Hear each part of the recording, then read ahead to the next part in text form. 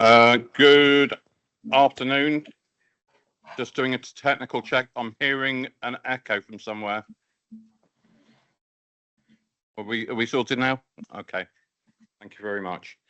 Good afternoon, everybody, and welcome to this meeting of the Somerset Council Executive held today at the Frome Town Hall Council Chamber. My name is Councillor Bill Revens. I'm the leader of Somerset Council, and it's my delight and pleasure to chair proceedings this afternoon. Some standard ground rules that we read out the start of every meeting. It's only executive lead members present in the room that are taking the decisions at this meeting. Others in attendance are here to provide advice. There are no planned fire drills today, and in the event of a fire alarm, please follow the fire exit signs and congregate in the car park. If anybody present might need assistance in exiting the building, then please let one of the Democratic Services team know. The agenda and papers have been published on the Council's website in advance of the meeting, and the Council recognises the importance of striking the balance between providing opportunities for the lawful expression of views and any unacceptable behaviours or action that cause disruption and can lead to our meetings being adjourned. The Council will be making a recording of the meeting, and this will be published in due course. So today's meeting is being run using a hybrid format, so the executive lead members and the key officers are physically present in the council chamber here at Frome Town Hall. And I'd like to thank Frome Town Council for their generosity in allowing Somerset Council to hold this important meeting in the town hall. Other elected members and officers may physically or remotely join the meeting to speak on specific agenda items or just observe. This meeting is being broadcast, and therefore other members of the public and partners can observe the meeting remotely. For those of you online, please can you note the following hybrid meeting good practice. Please use the meeting chat function only for the purposes of the meeting, primarily to indicate that you wish to speak. Please only speak at the chair's invitation, and please say your name before speaking. And could I ask that all who are online turn off microphones and cameras when not speaking? It does help with the signals that we have here in the room. Okay. Item 1 on our agenda is apologies for absence. I have apologies from Federica Smith-Roberts. Are there any other apologies, please? I'm not seeing any. Okay, thank you. And declarations of interest. To invite members to declare any interests, remind everyone that our City, Town and Parish Council memberships are available for inspection on the website. Are there any declarations of interest? No. Okay. We come on to item 3, which is the introduction to the meeting. The ownership of the Saxonvale site passed from the former Mendip District Council to Somerset Council in April 2023. Somerset Council has taken the opportunity to take a fresh look at the options for the site, develop a strategy for its development. In doing so, we recognise that this is a hugely important site for the community of Frome. The site also has a financial significance for the wider Somerset community. The land was acquired with a significant investment of public money, and we have a legal duty to ensure we get best value for our council taxpayers. As a council, we are committed to listening to the views and concerns of residents, and as part of taking a fresh look at the proposals and developing a strategy for the site, we have undertaken an exercise to compare proposals from Acorn Group and Mayday Saxonvale Development Limited, to developers who have well advanced proposals and who have expressed an interest in purchasing the site. We are here today to take a decision on whether to enter into more detailed discussions with one of the 2 developers. It is important to understand that this is not a planning decision. At this executive meeting, the council may decide to take forward a sale of the land to either Acorn Group or Mayday Saxonvale, or we could decide not to take forward a sale at this time. A separate planning process will govern how the site is developed. As a listening council, we've actively engaged with both parties during this process, and we have been in dialogue with Frome Town Council to ensure their views are heard, and we are holding this meeting in Frome, recognising that the site is hugely important to the community of Frome, and we will be taking this decision here in Frome. In any land sale decision, the council has to compare the financial and commercial terms of different options. This involves consideration of commercially sensitive information that is private to the two developers, which we cannot discuss in public. For the executive to make an informed decision, we will need to consider these documents in a private session. At the appropriate time, there will be a vote and resolution to enter private session. Elected members of Somerset Council, officers and professional advisors will then relocate to a private room to discuss the confidential detail. Once complete, we will return to the public session to make our decision. Okay, we now move on to public question time. We have 9 people who have asked to speak to the executive. We will go through each of those 9 people in turn, and then there'll be a response at the end of the 9 questions or statements that have been submitted. Okay, so I'd like to call first to the rostrum, Nita Collier, Frome Town Councillor, and Fiona Barrows, you'll be next.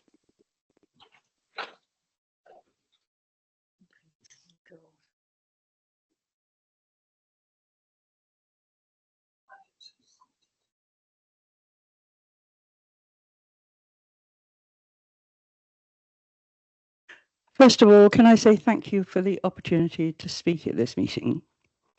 I am, as Bill says, Anita Collier, Frome Town Councillor for Berkeley Ward, but today I'm speaking to you as a resident of this town who, apart from a short break, has actually lived here for 60 years. I have very clear memories of Saxonvale. I remember it being a very vibrant place that was alive with various industries, and it wasn't just a series of busy factories. It was a place where workers shared a community between them.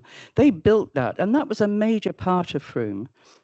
The workers there contributed to the use of all the facilities in the town, where they would go for their lunch breaks, for their shopping, and to enjoy themselves during the evening. So it was a very lively community in its own right, but with huge links across the whole town.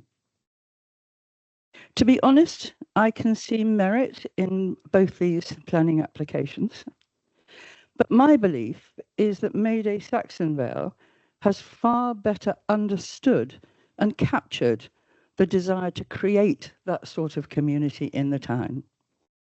This Mayday application has been chosen and supported by people of Frome, many of whom want to maintain and build on that great community spirit.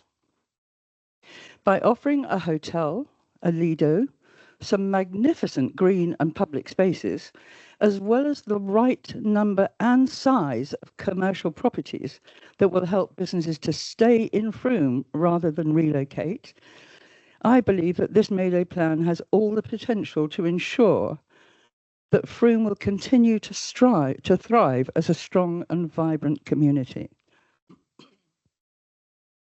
If you add to that their intention to manage social housing so that it will always remain social housing, I believe that every element in this plan will create more wealth for Frome, recycling that wealth back into the town, and securing a future for residents, businesses, and tourists.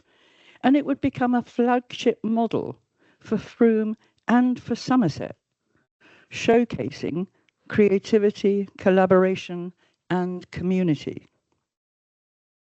I do have to say that I appreciate Somerset's financial position in this, but this isn't just about money. This is about Frome's future.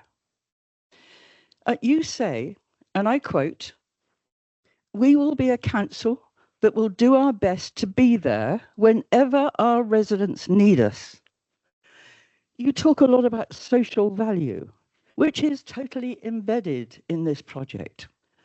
You also mentioned that you're passionate about building and investing in community. If all this really is the case, then you will already know that Mayday Saxonvale perfectly fulfills that criteria for Frome and for Somerset. And therefore, I would strongly urge you and your conscience to support it. Thank you.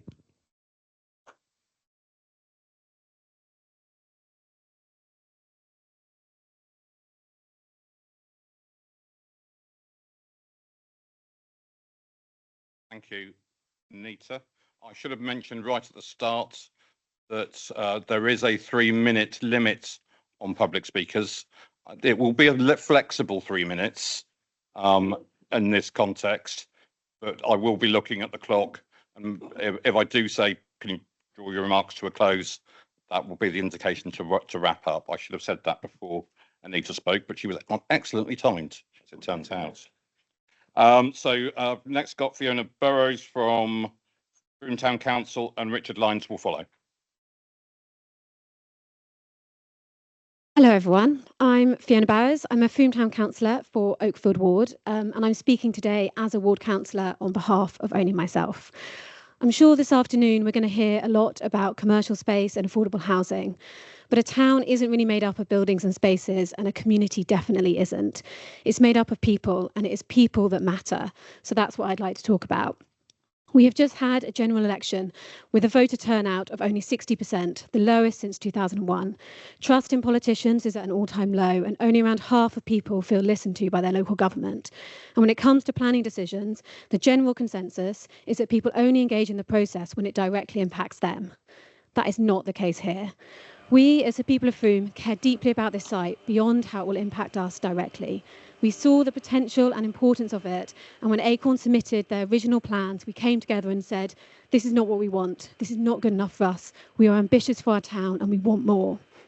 Our planning system is incredibly complicated, and let's be honest, pretty dry at the best of times. But 2 summers ago, I sat in the Silk Mill with hundreds of people listening to every word of the live stream of a Mendip District Council planning meeting. For the last couple of years, over 200 people have gotten out of bed at 5 in the morning to stand in the drizzle and sing in hope and support of a better future of our town. 2,379 people have pledged their support to Mayday through their website, and 1,508 people have supported their planning application on the official portal. People have contributed their ideas, their time, their energy to engage in the decision-making around the future of this piece of land, and they have made it overwhelmingly clear what they want. The people of Frome want Mayday. So I'd like to ask you to think about how all of these people who have engaged in this democratic process will feel tomorrow morning after your decision. If you choose Mayday, these people will feel heard. They will know their voice has made a difference. They will feel energised, hopeful and optimistic.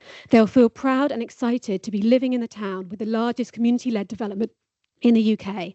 They'll feel determined to see it through and come together as a community to make it work and bring the collective vision to life. There are a few other people I just want to mention as well, and that is those from Mayday Saxonvale themselves. Over the last 2 years since becoming councillor, I've been fortunate enough to get to know them, and I truly believe if anyone can make it happen, it is them.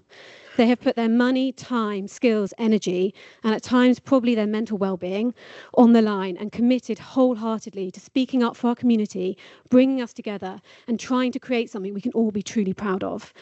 So I'm asking you this afternoon to trust in the people of Frome. Trust that we know what is best for our town.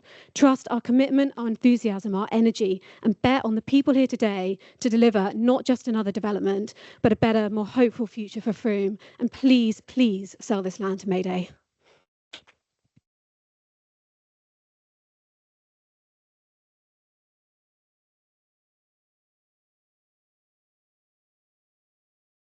Thank you, Fiona. And can I now call Richard Lyons up to the podium, and next will be Dr. Patricia Smith.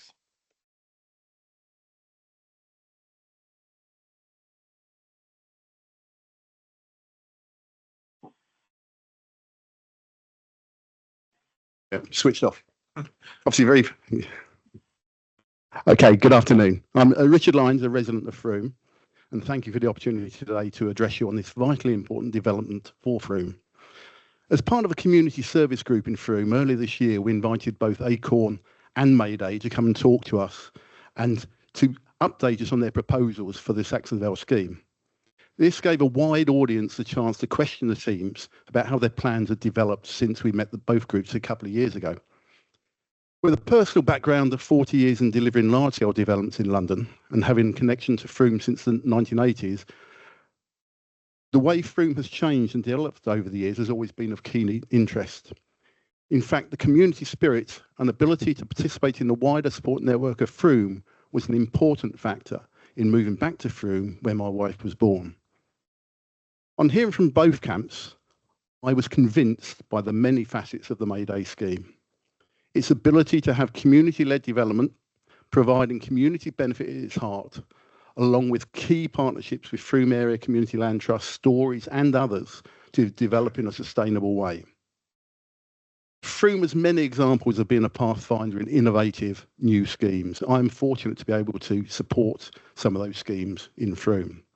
This is all because of a wide community involvement. It will take commitment from Mayday's team and the community to pull off the development as set out by Mayday. But with local skin in the game, it has the greatest chance of being a major success. I know Acorn will have positive aspects to their scheme. I do not profess to have analysed and compared both in much detail, in a lot of detail, but I'm sure you will push the preferred bidder once you have chosen one to incorporate the best practice when negotiations are undertaken. The Lido element of the Mayday scheme, actually, and other elements need to be a community asset and not a unmanageable legacy to the town. Having said that, and I've made my points of view known on that I thought in the early days that wasn't such a great part of the scheme, but I'm told in other areas they are actually very popular, particularly when you have good weather. So I'm sure many of you would like to be in one today. So let's make sure, as well as bricks and mortar, we have people come out with improved skills and are set on a career path in architecture, engineering, construction management, trades, numerous more disciplines, which will ultimately allow them to build more communities and take up the shortfall of skilled labour in all these areas. I know you will have many categories within your assessment and a weighting will be given based on an assessed importance. It is imperative that the intangible value of community benefit is high on that list. Frome is one town that can support it, most would not be able to. The results of due diligence may raise other risks we're not aware of, so communication is key. Frome needs a clear, unchallengeable decision so that much delayed scheme can get going without delay. Coming from a commercial developer background, over the years I was sceptical of the ability of the Mayday scheme to get off the ground. But the most recent views on both schemes, it can be seen that Mayday have put together a superior package and, more importantly, a team that can deliver for Frome a scheme that is deserving of such an important part of the town. I believe that the skin in the game principle with a high level of community scrutiny and involvement makes the risks of what you might believe come with the Mayday scheme worth taking to continue to make Frome an exciting community in which to live, providing a town centre extension, a residential mix with enhanced level of affordable housing and support for businesses to provide the work opportunity our town needs. Thank you.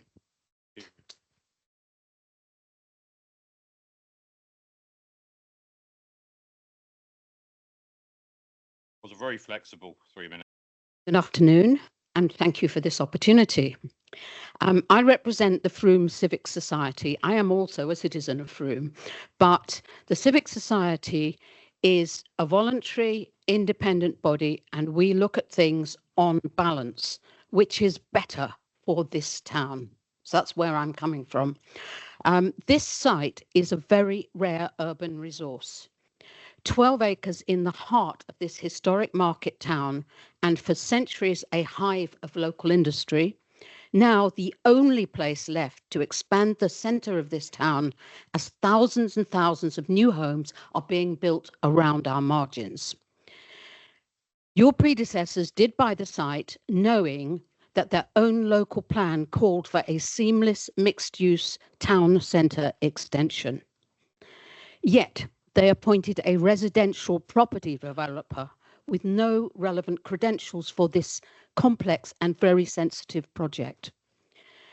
Acorn came up with a dense housing-led scheme and with an undersized, poorly planned commercial zone simply bolted on. That's not what we were looking for.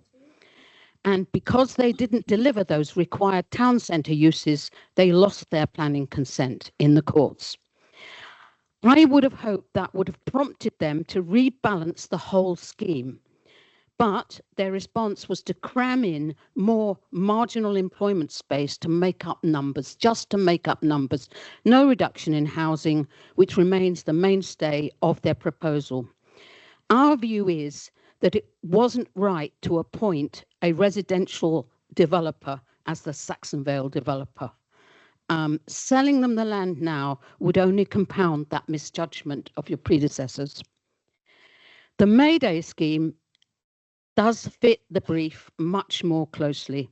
It achieves a healthier balance between homes and jobs, more workspace for Frome's growing businesses, not just its startups, greater sensitivity to Frome's historic core, and a sustainable regeneration plan.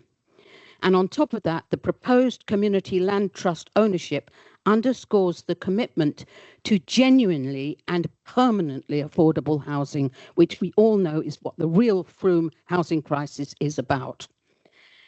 In terms of due diligence, the Mayday partnership framework focused on community value is a credible, transparent vehicle for project delivery. Much more so, we believe, than what Acorn is able to offer with its somewhat obscure corporate structure and its profit-driven business plan. Both proposals are now only at outline planning stage. None of us wants to keep battling for years, and we will, trying to mitigate the harmful impact that we believe Acorn's plans will have. It is surely in the interests of the community, the developer, and Somerset as the local planning authority that the project has the support and the goodwill that Mayday and only Mayday commands. Finally, we urge you to consider the long-term outcomes of each bid, not just the capital value now. By selling this site to Mayday, you will be endorsing a progressive and transformative town centre scheme that can become a true exemplar for the future and a credit to both Frome and Somerset. Thank you for listening.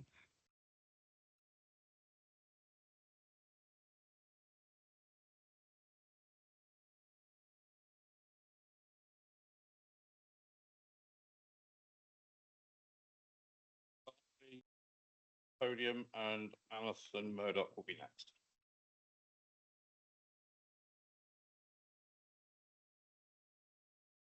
Hi. I've lived in Frome for 32 years, and 23 of those I looked down on the Saxonvale site from Vicarage Street. We arrived as industries were closing, and there was 17.5 unemployment in Frome. We watched as Beswick's closed, and then finally Knott's Industry in the early 2000s. Saxonvale became an urban desert. It's tragic it's still empty, and tragic it has been such a struggle to make things happen until Somerset bought this land. With a lot of innovation, Frome became the place to live, according to the Times. People now flock to see the fantastic market once a month, the medieval streets, and interesting shops. For others, its popularity has meant soaring house prices, inadequate affordable commercial space, insecure rental, and a lack of sufficient social housing. Our 3 grandchildren and one of our sons was born in Frome. The other has been here 27 years. We have witnessed them and their contemporaries struggle to find secure, rented accommodation and a place and space to work. We have seen many move on to other towns where it's not so expensive. I fear that Frome may lose its soul by alienating those who just can't afford to stay, and that really successful businesses will leave as some have already, taking potential jobs with them, as there simply isn't room for their growth. The Mayday Saxonvale partnership knows all this. It's more edgy, more innovative, more about the needs of the town than the Acorn bid. Mayday Saxonvale brings with it those whose heart is in the enrichment of Frome. They live here. Acorn has a more traditional approach to development. They have a focus towards those who benefit outside of Frome, their shareholders. Surely we need new ways for development, and isn't Frome the best possible place to see this happen? Wouldn't it be brilliant to have somewhere where profit goes back towards the benefit of the town and for all the communities within it, where truly affordable housing will be over 30% or more, where flexible commercial affordable space would be available, encouraging businesses to stay and attracting more to the town. Sorry. Wouldn't it make sense to continue to engage with the town in order to develop community spaces using local talent, local resources, so everyone benefits and is invested in what happens, where people are not excluded because they can't afford to be included?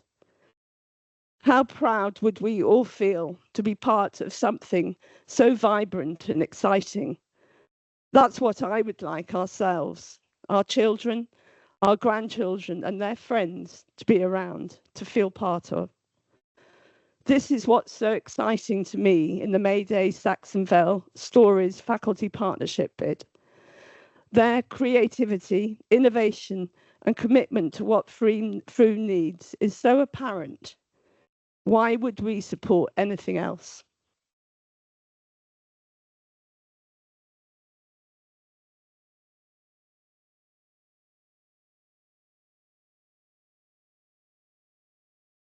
Now call to the podium Alison Murdoch, and Brian Wilson will be next.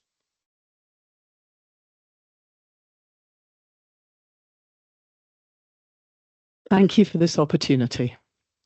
I'm a local resident with 35 years' experience as a social entrepreneur at local, national and international levels. And I'd like to share a brief story that has really inspired me. It's the story of a highly desirable industrial site, around 12 acres in size, located on the banks of a river. The site had become derelict, and a group of local residents started meeting in front rooms and pubs to develop a scheme that would prioritise people, homes and community needs. They weren't just dreamers, but had successful track records in business, education and the arts. Elsewhere, the corporate sector was coming up with its own plans to maximise profit from the site, in this case by building offices. In the 1980s, it all came to a head, and the deciding factor was that the land belonged to the Greater London Council, the GLC, who had the vision and courage to sell it for £1 million to the Coin Street community builders. If you ever visit London, you've probably walked along this vibrant area of the South Bank, just along from the National Theatre. There's housing and workspace for local people, cafes and shops, a family centre labelled Outstanding by Ofsted, conference facilities, a riverside park, and the award-winning restoration of the Oxo Tower. I've worked in that neighbourhood and experienced for myself the can-do sense of ownership and optimism that's catalysed all kinds of other enterprises, some money-making, and some that bring hidden savings, such as improved mental and physical health. The turning point was that decision made by the GLC. Mark Twain famously said, "Buy land, they ain't making it anymore." Property developers know this. That's why they've already built so many new houses in Frome, with the prospect of another 1,700 from the Selwood Garden Village Consortium on 240 acres of land just to the south of here. The difference with Saxonvale, like the South Bank, is that this game-changing piece of land belongs to our county council. So the choice and the opportunity is yours. When land remains in local ownership, the profits don't go to shareholders, but stay in the local economy. The housing doesn't go to the incomers who Acorn are already advertising to on their website, but to meet our overwhelming need for low-cost rented homes for local people. The involvement of faculty, the Community Land Trust, protects from right to buy, or from yet more homes becoming Airbnbs. We gain the flexibility to prioritise the needs of our children and grandchildren and adapt to the challenges of the future. This is a special opportunity for Somerset Council to make history, to take an enlightened and more long-term approach to what actually constitutes best value, to show visionary leadership and enable something really distinctive and forward-looking that will reanimate the heart of our community, just as the GLC did back in 1984 with internationally admired results. I hope you'll feel able to grasp that opportunity. Thank you.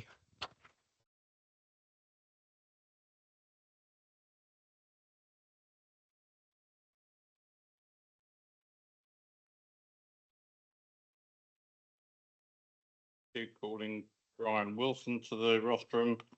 Emily Saynor will be next. Good afternoon. Many of you will know that I'm part of the local Rotary management team and also the treasurer of the Cheese Show operation. I'm therefore involved in many things in this town, and from that I have learned what is important to the community here and what makes the town tick. I've also spent decades in property development. I therefore know community issues are crucial in urban developments if you want a successful and integrated result. As several speakers have already said, this development is not a random brownfield site. It used to be the beating heart of business and employment in this town, and that is what the people here want to see restored, so that people living in the town can walk to work, and workers in the business in Saxonvale can walk into the town centre to shop and eat and socialise, as has already been said by several speakers. The problem is that commercial premises, social housing and social amenities do not make nearly as much revenue for developers as houses and flats. And there is always pressure to get the highest price for the land, and I'm sure this is Somerset's interest. These facts push developers to plan as much non-social housing as possible. Also, as we all know, Somerset is cash-strapped, and so there's political pressure here to go for where the most money can be generated. So, Somerset decision makers, there are two credible bids here, but please remember, this is not about getting the biggest contribution you can to the financial hole in this county's accounts this year. It's about doing the right thing for the future of this town. This is our town centre, and we need the approach, the structure, and above all, the community involvement that Mayday Saxonvale have produced in their thoughtful and innovative proposal. For the sake of our town's future, please give this project to them. These people live in this town and are part of our community, and they have some very credible professional assistants. And please remember that your decision will affect the families and businesses here for a century. So please base your decision on the effect it will have on our community, and not principally on the short-term financial issues. Thank you for listening.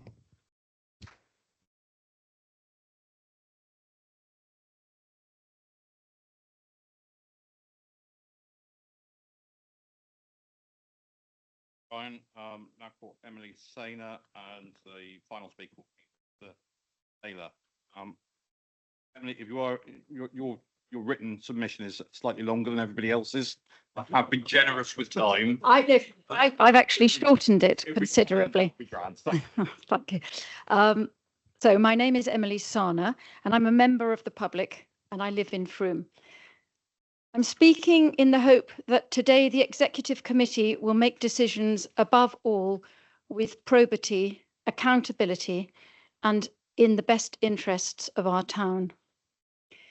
Mayday Saxonvale Development Limited is a not-for-profit organisation, this has been said, whose plan was endorsed by a High Court judgment last October. This plan was considered superior to the one Acorn presented at that time. Acorn Properties has been recognised in The Guardian, Substack, and Wales Online, at least, as lacking integrity in their developments. These articles expose how the company began and how it, or rather they, continue to operate. The various Acorn companies show unequivocally a lack of integrity and questionable deliverability in practice. Which brings me to point 16 of the public agenda. Executive should have regard to deliverability and viability. The development at Cotterell Gardens Estate in Wales is shocking. The site is unfinished. There are significant problems in people's expensive homes, still not resolved a year after purchase. No one from Acorn has been seen. Does this show deliverability and viability? Referring to page 4 of the agenda, I quote, "In 2018, Mendip District Council entered into a sale and overage agreement with Acorn Properties respecting the Saxonvale site. An agreement for the sale, for the sale of the site in phases subject to various conditions." The quote continues, "As the preconditions were not satisfied, stalling at the planning phase, the agreement was capable of termination without penalty by either party." Why did Mendip District Council not terminate the agreement without penalty at this stalling point? Hence, point 42 alarms me. The council will have no direct control over the development. Does this mean that whoever buys the site will not be accountable to Somerset Council? Point 23 is more heartening, however. Somerset Council has power to dispose of land in any way it sees fit, providing it obtains the best consideration reasonably obtainable for that land.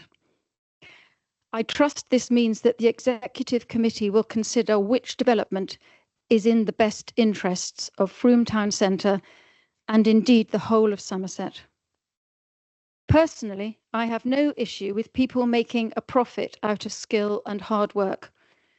But when profit is the only motivation for development, then, as we know, there are significant losers. In the case of Saxonvale, the losers will be the people of Somerset. Thank you.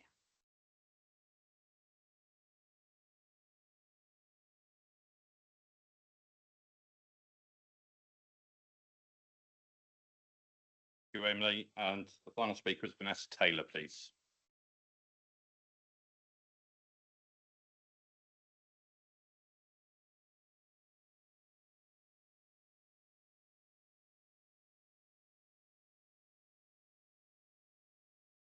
Switched on, ready to go. Oh. Yeah, mine got early switched on.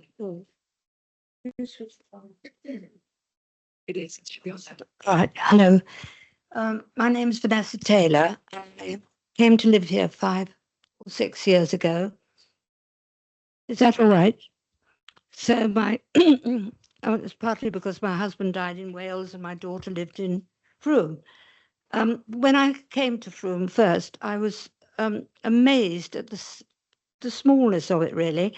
And as I stayed here, I noticed how heavily it was needed in this area, and yet the roads and everything were not really quite up to it.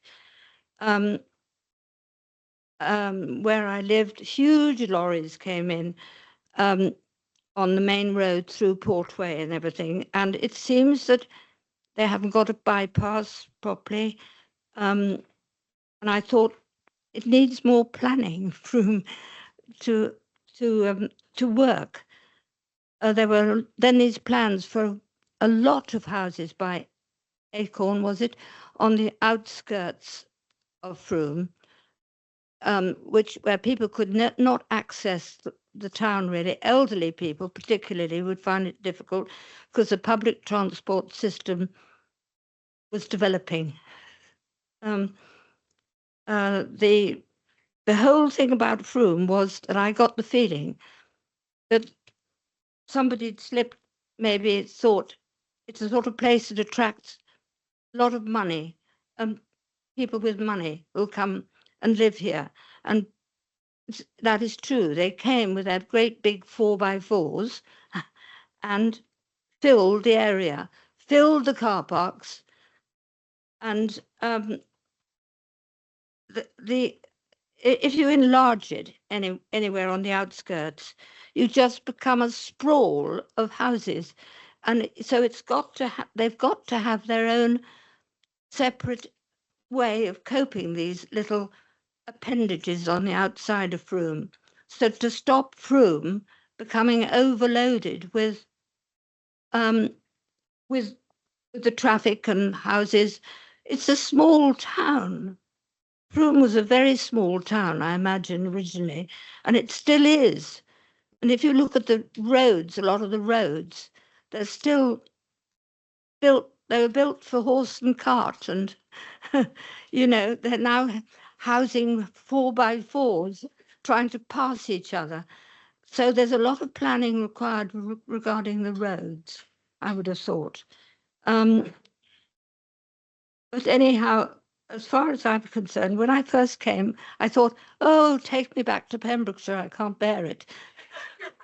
But now I do feel that, something can be done. I feel a bit more optimistic about Frome, and my daughter lives here and has made a wonderful, she's wonderful at making the best of everything.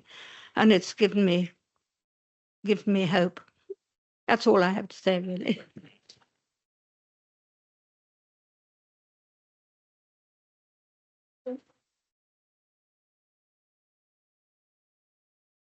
Thank you so much. And we did take every public speaker, and we did allow extra flexibility on the times given so that the voices could be heard.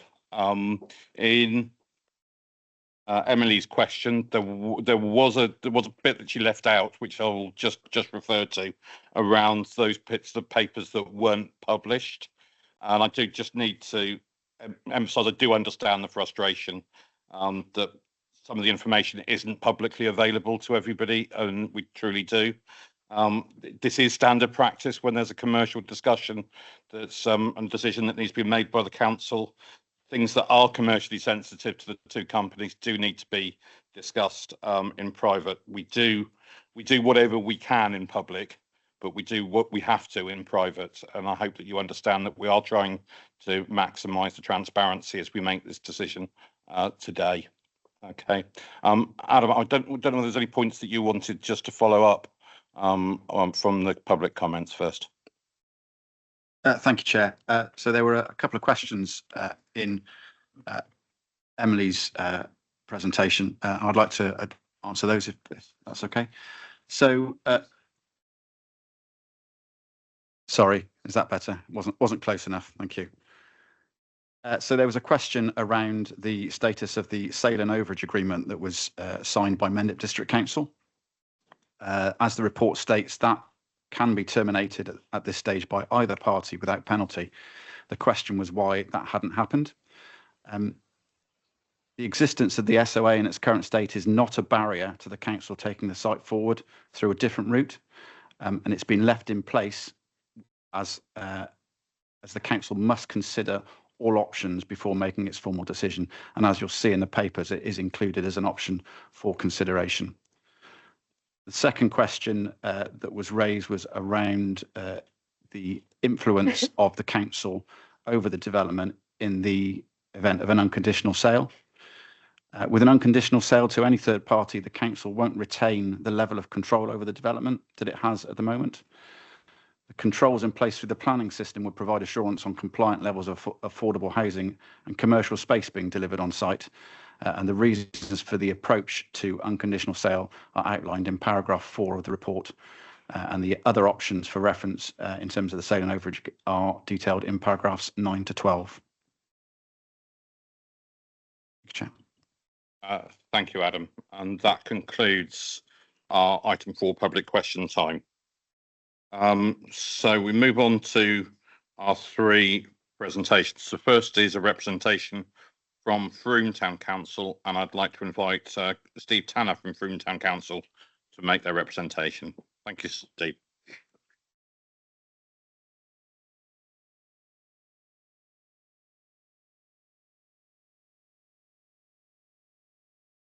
Chair, good afternoon and welcome to Frome.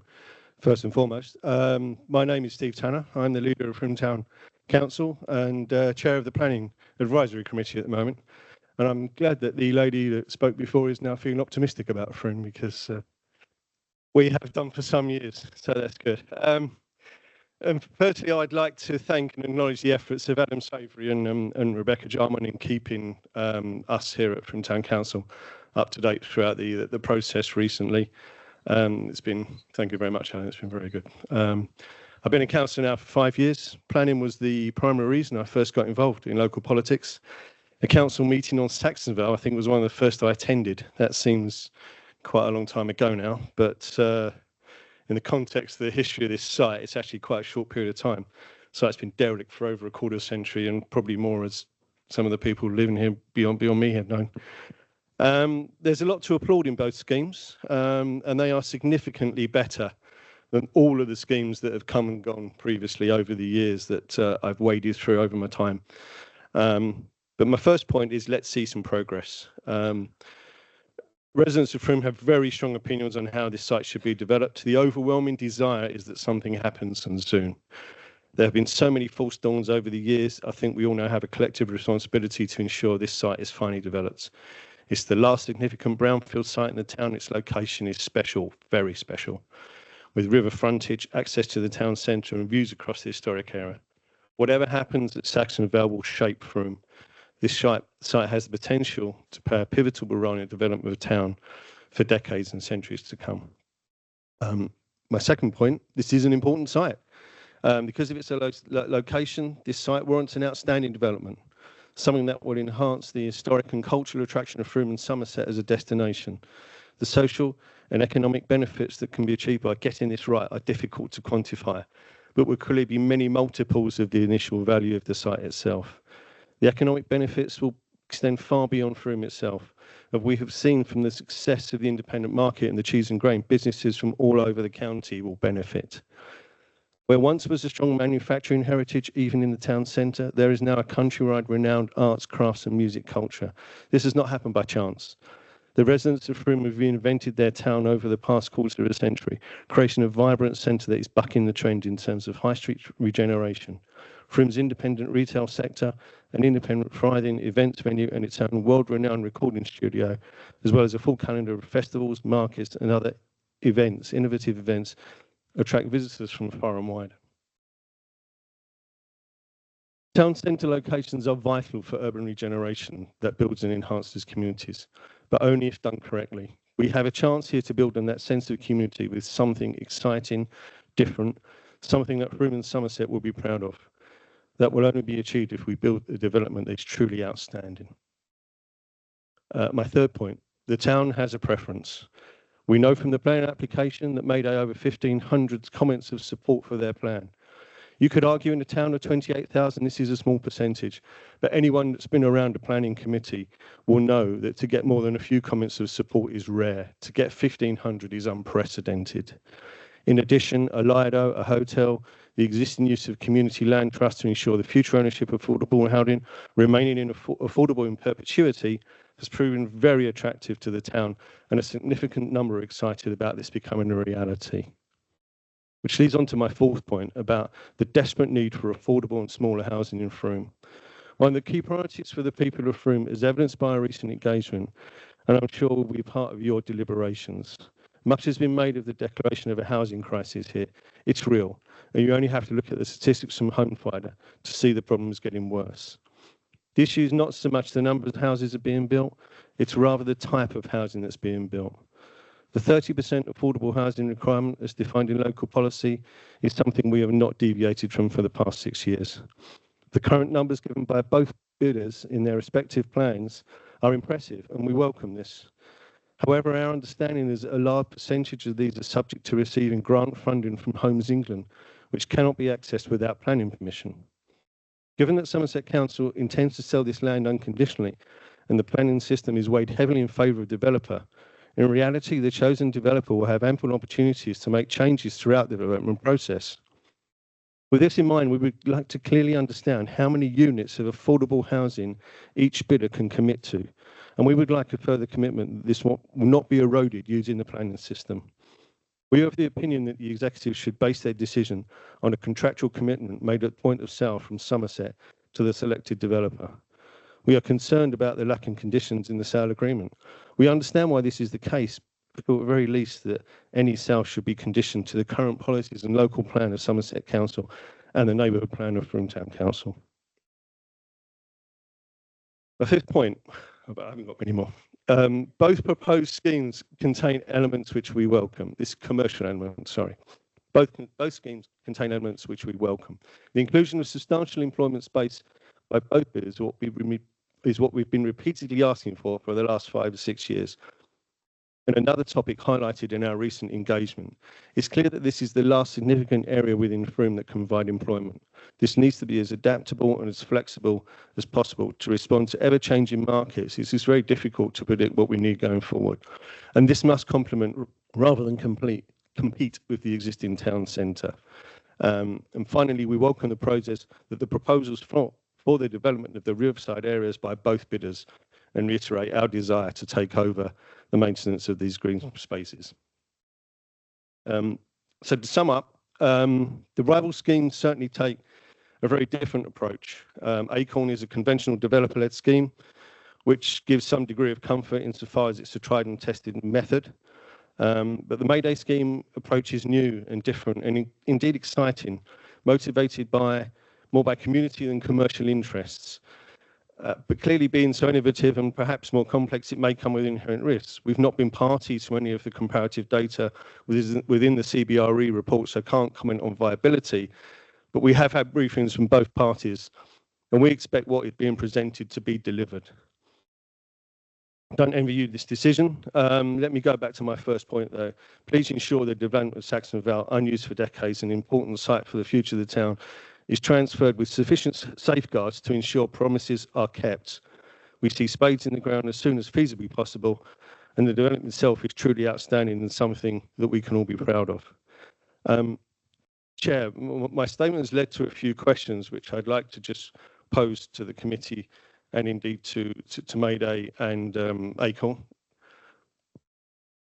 So, writing down the last bit that you said. Right. Second. My brain and hand can't work at the same time. Okay. So I have a few questions, if I may pose them. Thank you very much. So my first question, the elements of both schemes are crucial to making the development of Saxonvale a success. The amount of affordable housing and the tenures will be one of the key determining factors for you in your deliberations. The concern is that this additionality cannot be secured through the planning process, and the sale of the land is unconditional. So how can we be certain that what is being presented will be delivered? And that question is pretty much aimed at everyone. My second point, we've heard a lot about the percentage of affordable housing, but I think for clarity for everyone, it would be good to hear the actual number of affordable housing that's being proposed by both bidders and the tenure, i.e. social housing, rented, shared ownership, etc. My third point, only two more. The provision of commercial space is another key element. The space needs to be adaptable to respond to ever-changing markets and complement rather than compete with the existing town centre. And as councillors, we need to be assured that the commercial provision is what Frome needs in both amount and type. And finally, and understandably, there is no financial or comparative information for the two schemes contained within the public report. Although we do not see this as a financial decision, viability is obviously such an important part of the decision. We need to be assured that councillors would ensure as much as possible the information available to them that the chosen scheme is viable and what is being presented will be built. We appreciate there will be further due diligence, but today's decision must look at the issue for both schemes, and we would ask that the committee give us that assurance.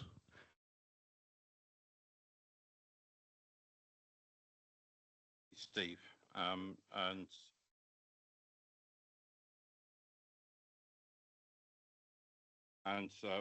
we are moving on to presentations from the two bidders. I was about to say competitors. I'm not quite sure. Someone did. I was listened to a podcast earlier in the week, and apparently in the last Paris Olympics, town planning was an Olympic sport, and there were gold and silver and bronze medals for it, and it did make me think of interest. So we'll be moving on to the presentations shortly. I hope that both of the presentations have got those questions noted down. We'll certainly be listening out for the answers as they come through. So thank you very much, Steve, for your thoughts and comments on behalf of Frome Town Council. So next is the presentation of the report, and I'd like to invite the two council officers, Ollie Woodhams and Adam Savoury, to introduce the report and highlight any key points for members. Thank you. Thank you, Chair. I'll introduce the report. I won't go into the background in great detail. I think it's probably appropriate for us to answer the first and the fourth, the final of Steve's questions as well, and then perhaps the middle two we will leave to the developers to cover. So I'll come to them at the end. So in background, as Councillor Evans has said, this is Somerset Council's land now. It has passed into Somerset Council's ownership, and we have taken a sort of fresh look at this. And in consultation with both Mayday Saxonvale and Acorn and Frome Town Council, we've come up with a strategy outlined in paragraph 4 of the report to seek unconditional offers from both parties. The reasons for that are set out in detail, but I'd sort of pick out a couple of them really. Somerset Council has a financial need, a pressing financial need to recoup the investment that taxpayers in Somerset have made in that site. We have a financial emergency at the moment, and that is a big context to this decision. But happily, we also believe that seeking unconditional offers from just two bidders rather than offering the site to the open market also gives the best chance of this site being developed in the near future, which we know is really important to the people of Frome, as Steve has outlined.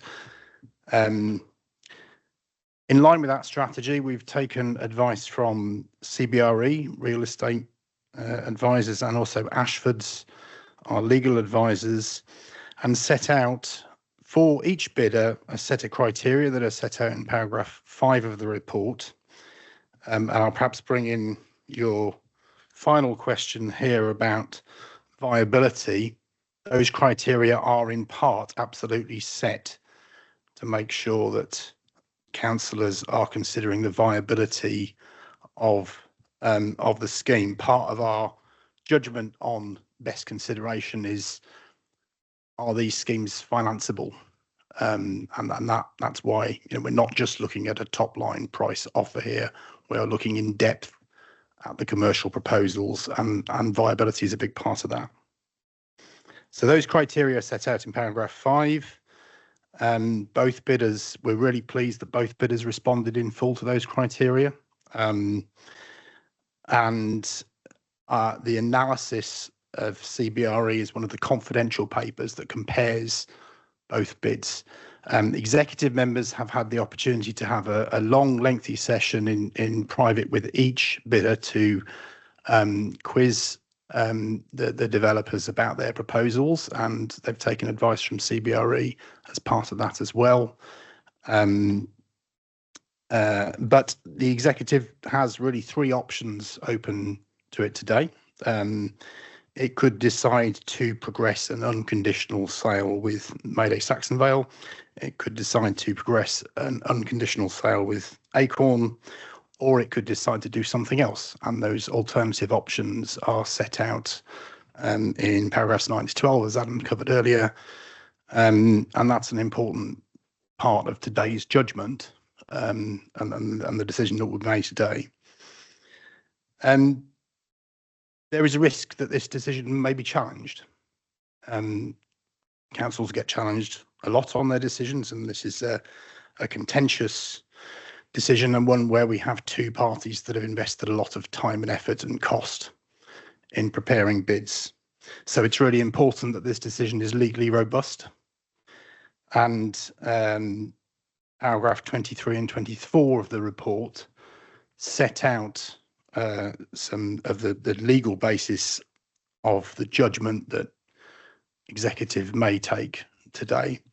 In particular, the fact that if we're taking a decision to proceed with an unconditional sale, then the section 123 of the Local Government Act applies to that decision, and there are quite precise ways in which we have to judge best consideration, and that's a really important part of the judgment that the Executive Committee will have to make today.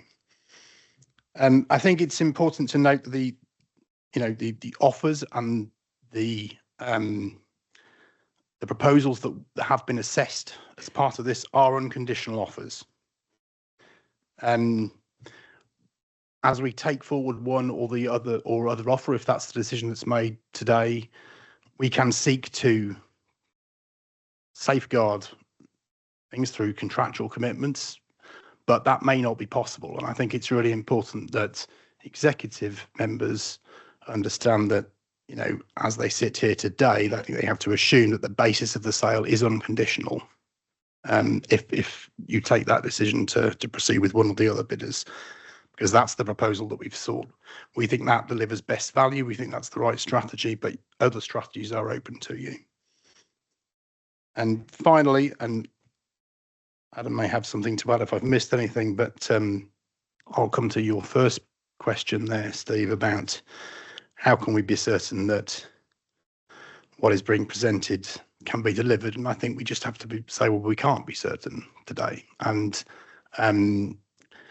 there have been a number of presentations, and people here will hear further presentations from both bidders today. And in an unconditional sale, we cannot be certain that the aspirations that are set out by either bidder are deliverable or are going to be delivered. What we do have is a planning process. We may be able to put things in the sale agreement to safeguard certain points. We hear what you're saying about affordable housing. We have our own interests in the Homes England grant that's covered by the in the report to try and safeguard. But ultimately, we are taking a chance by going down an unconditional route. And I think that's hopefully answers your point. Adam, is there anything else? Okay, are there any questions specifically on what Ollie has said from league members at the moment? I think we've been briefed fully in advance as well, so I think we've had the opportunity to do that. So without further ado, we'll move on to item 6, which is the Saxonvale. Sorry, item 7. I'm getting myself. I'm across the right thing off on my hymn sheet here. Item 7 is the Acorn presentation. So can I ask the attendees from Acorn to come to the rostrum to present to the executive? Thank you.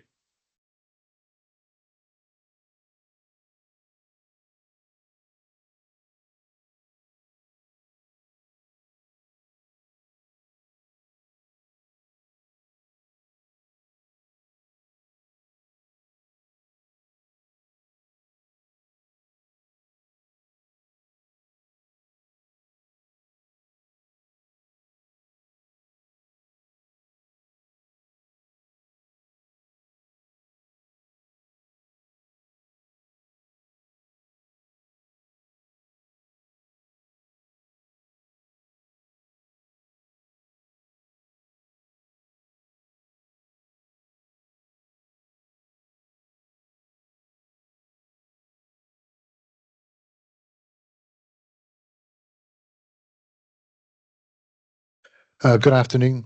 My name is Simon. This is Luke, project manager, Amy, project manager. I'm sure you've seen me before. I've been working on the project now for 6 years, and like yourselves, I've probably invested a great deal of time and effort into this project. And when we come to today, and perhaps as Steve suggested, we all want something to happen. I certainly want something to happen, and the council making a decision today is good news. Whichever way it goes is good news for everybody. When we started off on this project 6 years ago, we move on. We had a consultation event, and at that event with our architect, someone asked us a question as to what sustainability was, and I think we've been talking about that today. Sustainability is about actually creating an environment where you can live, work and play. And I think that's really, really important. And that's what we set out to do. So we started trying to look at how we could provide a mixed use scheme, how we could ensure that we didn't compete with the main part of the town, which is extremely successful, and looking how we could bring people from the town through the centre and to our development without that competing. And that's something that we really strive to do. So sustainability is absolutely key. You know, we hope that we can provide a development which has got well thought out commercial. It has got homes that people want, that are individually designed. We don't have standard homes or anything like that. And we will be delivering homes along with affordable homes, social rented homes, and that's absolutely key to it. So that's what we've tried to create. And I think that if we can get that up on the screen at some time, which we may not, hopefully you can see part of that. And I hope we can explain a little bit of that on our next few slides. Hi, thanks everyone for your time today. Unfortunately, we're having some IT issues, but we'll keep going. So we were hoping to talk about our master plan. So the master plan, which has been reshaped over a number of years, currently takes HGV traffic out of Vicarage Street. It looks at minimising development by Fisher's Brook on the eastern boundary. Introduces east-west routes so that people don't need to come down through the town. They can stay on the high side and get through the proposed development. We've looked at introducing more houses than apartments, and we've retained the historic wall to the south of the site. The proposals also include our detailed design for the public open space and the footbridge, which will come on into more detail later, and also deals with a lot of technical constraints of building on the hillside. Previously, in years gone by, we had double-deck parking on the hillside. Following a lot of construction and technical analysis, that just wasn't viable. So we've designed that out as well. Sorry, we're having a few technical issues. So I think what we'll do is probably skip the presentation, and I'll just put one image up on the screen because there's too much delay. My name's Amy. I've been working on Saxonvale since 2018. I wanted to talk very briefly about our consultation. We recognise the importance of this development for your town. We've tried to, and we want to continue to collaborate with as many people as possible. The importance of that commercial space is crucial. We have buildings on the site that we see as community assets, but we want to work with as many people as we can to ensure that those are delivered and are successful and they add vibrancy to the scheme. Yes, we're a residential developer, but there is huge merit in what we can do as a collective to delivering those community spaces. That's always been our kind of vision and our plan from the start. We've engaged with Frome College recently, talking about providing apprenticeships on the site. We've presented the Rotary Club and various other stakeholders, but we want to continue to do that, and particularly on the commercial. So when we go forward to submit the detailed application, that is something we really want to be focusing on.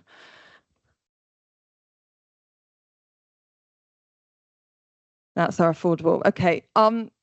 Yeah, it's not working, is it? On the affordable, our proposal, we have a Section 106 sign to deliver 72 affordable homes, of which 70% will be social rent, 30% will be shared. We are also offering additionality. So that will be worked in partnership with a registered provider. We've been working with ABRI. We've been talking to them for about 18 months, trying to see what we can do in order to increase that affordable, because we know it's such a great need for this town and we want to deliver it and we know it will work for the scheme. So we are offering additionality of 88 affordable. The tenure of that is not defined. It will be subject to the grant and subject to consultation with the local authority. But given the Section 106 is a 70-30 split, we would envisage that would be the same. That additionality introduces houses as well. So our Section 106 is just 1 and 2 bed apartments, which is again a requirement from the local authority. So that additionality brings in houses, and that's spread across throughout the site. And that is shown on the plan, which unfortunately is not coming up on the screen.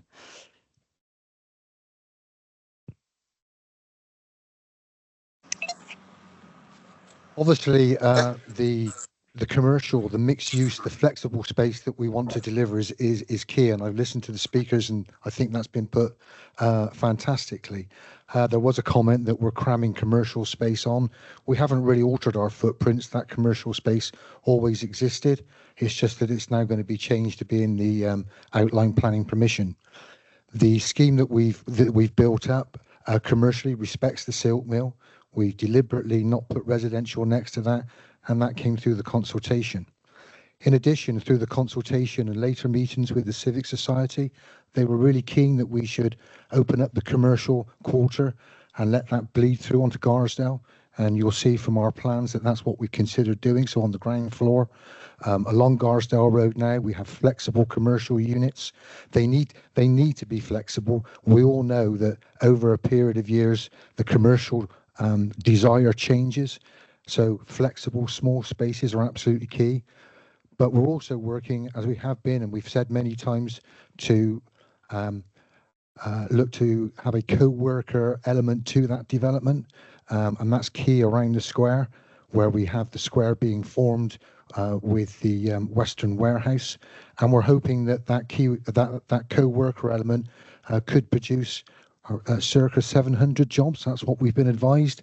And it's interesting when you talk about the history of what used to be on the site about all those jobs and bringing those jobs back into the centre of town, but the ability to not to have to travel to work and how key that is, coming back once again to sustainability. And then there is the community buildings, the Western Warehouse. We continue to have dialogue with Frome Town Council about them taking that building. We actively want that to happen. We want the ground floor of that to be cafe. We want the ground floor of the co-worker space to be active areas. We want the environment there to be an 18-hour culture, not just something that you go to in the daytime, so that it's really, really active. And we look to work with local people, some of the people that are competing or opposing us today. We hope that if we were the selected party, we can work with them and find a way that we actually deliver something together. And we hope that we can work with Frome Town Council and local people to get the stewardship of this fantastic environment working successfully. So jobs are very important. So aside from the 64,000 square foot of commercial space which we have proposed, there's also an additional 5,000 square foot designed in as live-work dwellings. Ultimately, that's a studio space on the ground floor with 2 levels of residential accommodation above. So we think that will be very popular in the town, and something that we're really excited about. And aside from that, there's always been a conversation from the start of this development about having a dedicated space to work from home. That trend has only been supercharged from COVID. So that's something that is designed into our detailed design. So we've already talked about the co-worker building and bringing some life to the proposed public square, which would be overlooked by the Western Warehouse, which we find a really exciting element. And we look forward to working with the Town Council or others on that. Our proposals have gone into a lot of technical detail. We have Environment Agency approval for the proposed footbridge. So we always saw this as a massive technical challenge. The local lead flood authority also support the application. And obviously those two things are massive to show that we're not pushing floodwater further downstream. The detailed design of the public open space has been submitted at the start of this year. We've had support from Landscape and Urban Design Officer. There's lots of really interesting features there about intergenerational play, formal and informal play. We've worked with the Town Council and others, including the school, to shape what that proposal looks like, which includes the play strategy for Frome. We had some really nice images to show you of the public open space, but apologies for that. The footbridges, something is part of the local plan, is something that we've always supported. Increasing active travel from the town to the wider area and Rodham Meadow is something which is a really strong aspect of the proposals. As a company, we'll be building at Saxonvale to future home standards, which is looking at fabric first approach to high levels in insulation, and then using a combination of air source and ground source heat pumps, and also integrated PV panels, and no gas on the site. So it'll be a very green scheme that we're super excited about. I'm just conscious of time. I was going to highlight a few examples of the schemes that we've delivered, particularly focusing on the affordable housing delivery.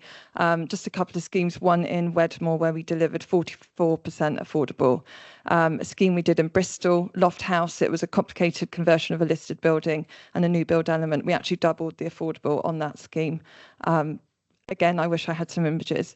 And Brooks Dye Works is a scheme that we're very proud of as well. Recently awarded a Civic Society Award in Bristol. It's a very typical brownfield regeneration where we've opened up the site and the benefit that has brought to both the community, the residents and the occupiers. So finally, Chair, what a fantastic site it is. You've all talked about what a great site it is. It is a great site. But wow, how complicated is it? The ground is contaminated. There's a cut and fill exercise to be done, piled foundations, lots and lots of retaining walls. We have to comply with the Homes England requirements about MMC, modern methods of construction. There's lots of enabling works to be done. So it's a really, really complicated site. But we believe that Acorn has the experience and the management to bring this site forward with the community, and we will look to involve the community, and we will look to involve the local workforce. We are proud of the apprenticeships that we set up, employing local people, relating back to Frome College. So I know it's a difficult decision today, and I appreciate the emotions involved in this, but emotionally, I've been on it for 6 years as well, so emotionally, I'm charged as well. Thank you for your time.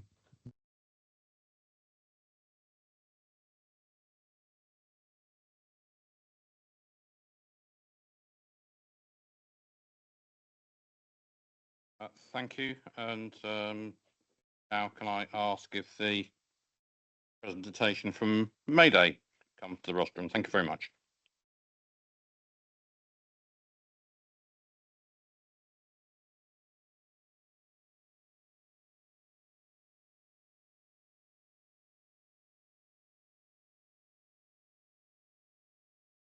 Good afternoon, councillors.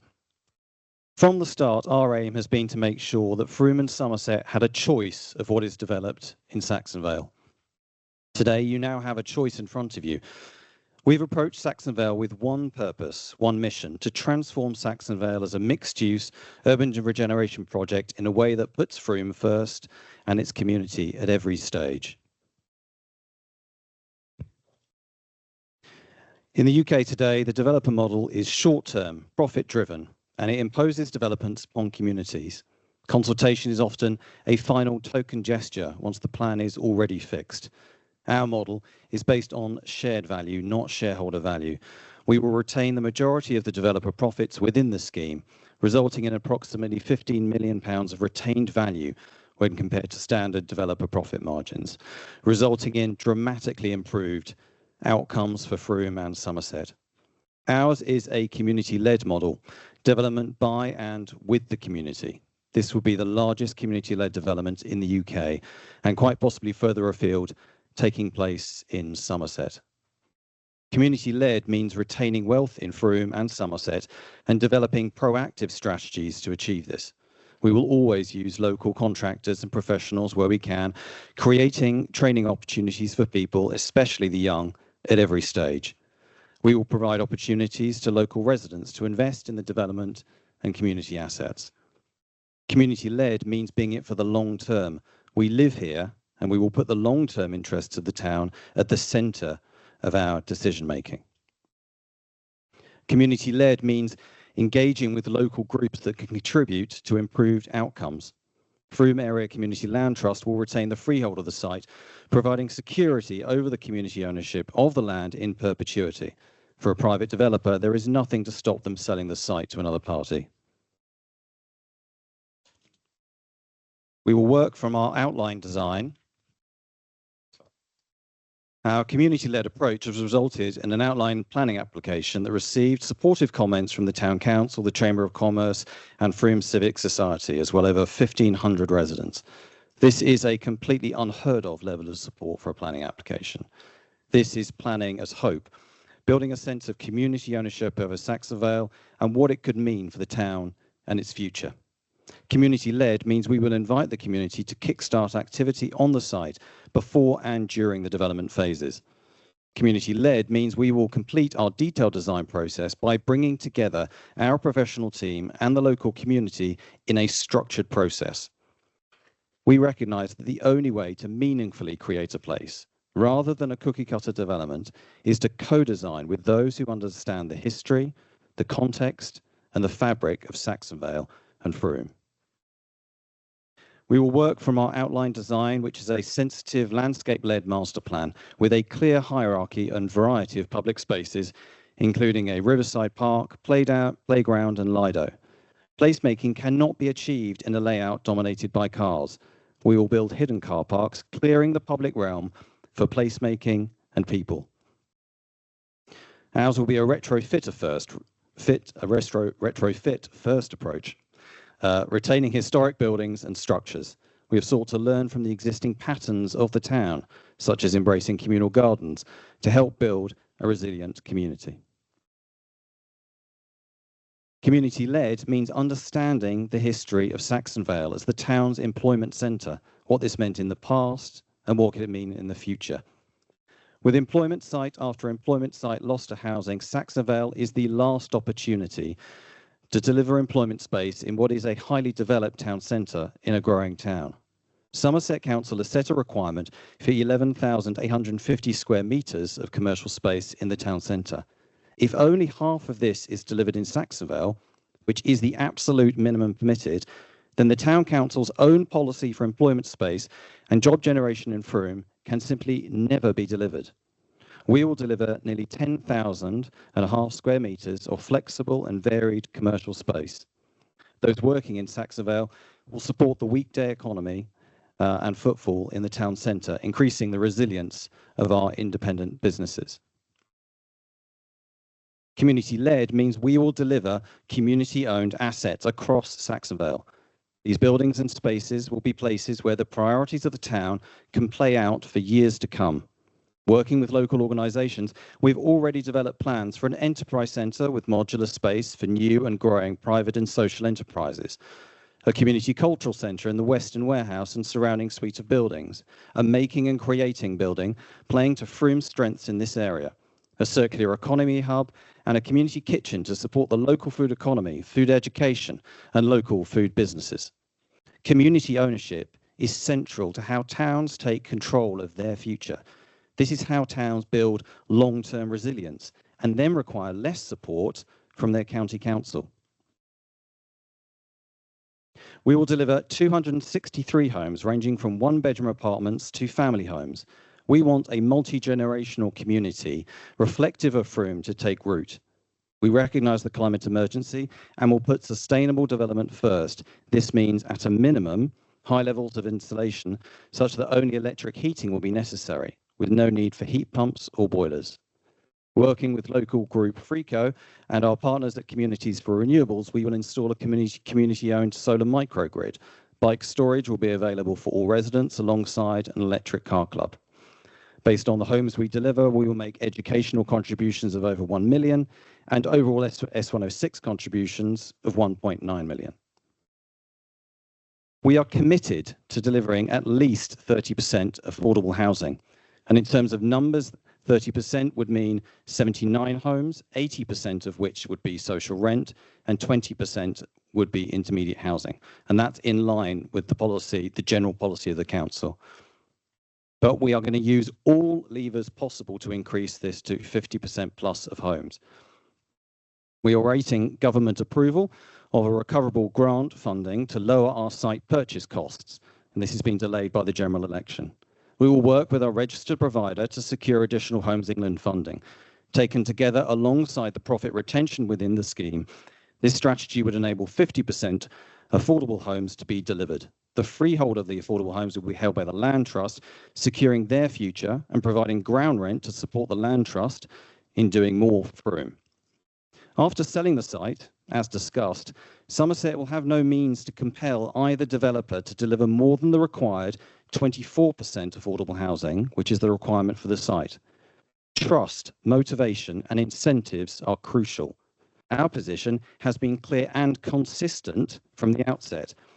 We will not be distracted by the opportunity for more profit. Our agreement with the Land Trust will reinforce our intention and obligation to deliver the most affordable homes possible. Community-led means local accountability and scrutiny. Mayday Saxonvale is a company limited by guarantee. We have no shareholders and cannot distribute dividends. We have committed to expanding our board with additional directors if we are selected as the preferred bidder. We'll do so based on skills and expertise, as well as ensuring our board represents the wider community of Frome. We will communicate transparently throughout the development, and importantly, we will be here in Frome, ready to talk, ready to listen. We have presumed no grant funding in our financial model and plan. But unlike a standard developer, we are specifically positioned and set up to receive external grant funding. In a remarkably similar precedent in Hastings, a group called Hastings Commons have secured non-recoverable capital grant funding of 17.5 million and growing. They found obtaining grant funding significantly easier once they'd secured the buildings, had a delivery team in place, and had a clear story of their mission and what they were seeking to achieve. We will start the project with all three in place. We would use any grant funding to further enhance the development and expand the range of buildings that will be community assets for generations to come. The choice is clear. Position Frome and Somerset to secure grant funding for the last regeneration scheme in this town, or close the door to this opportunity from the outset. Our objective of putting Frome first at every stage is unconventional, but our development approach is entirely conventional. We have a professional team of architects and technical consultants that have obtained our outline planning permission. Our building costs have been independently assessed. We engage established contractors. We will engage Stories as our development manager. The team at Stories have extensive regeneration experience, including leadership of the King's Cross development in London, as well as roles in house builders, Homes England, government departments, and local authorities. Indeed, our model is more resilient and is lower risk than a standard developer. We will have no other developments in our portfolio to distract us, no other projects that could represent a solvency risk to us. We will not race through this development without sufficient care because we want to move to the next site. By delivering above planning obligations for commercial space, we have room for manoeuvre. We are confident that our land offer represents best value for both the council and the town of Frome. If we achieve just 50% of the grant funding that Hastings Commons have, then alongside our retained developer profit of 15 million, our model can provide over 20 million in additional value in Saxonvale, delivering what the town needs. This is the choice. We are showing the way for other communities in the UK as to how they can be empowered to take control of their futures and ensure local planning policies are met. All of us at Mayday, and many, many voices across the whole of Frome, urge you to make this decision in the interests of this Somerset community. Thank you.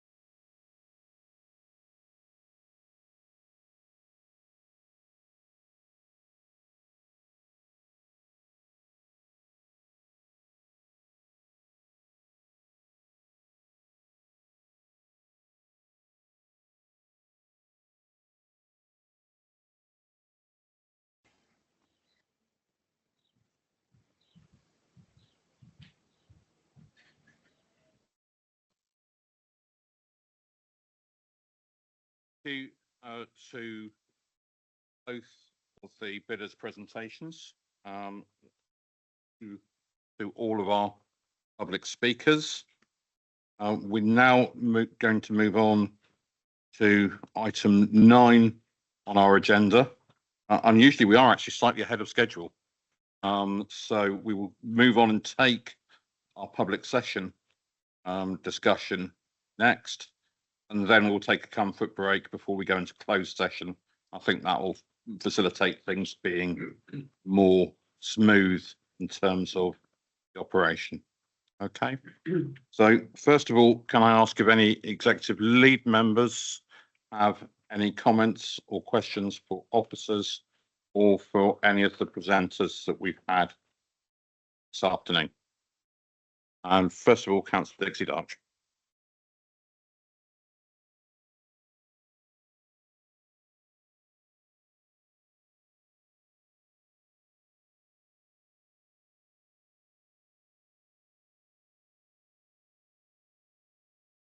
Use a big voice. That's coming. Okay. I just want to echo Councillor Evans' thanks to everyone for coming here, both the bidders and the speakers, and very nice to visit Frome as well, because I'm not local, so I feel like I'm kind of exploring a bit of Somerset that I didn't know before.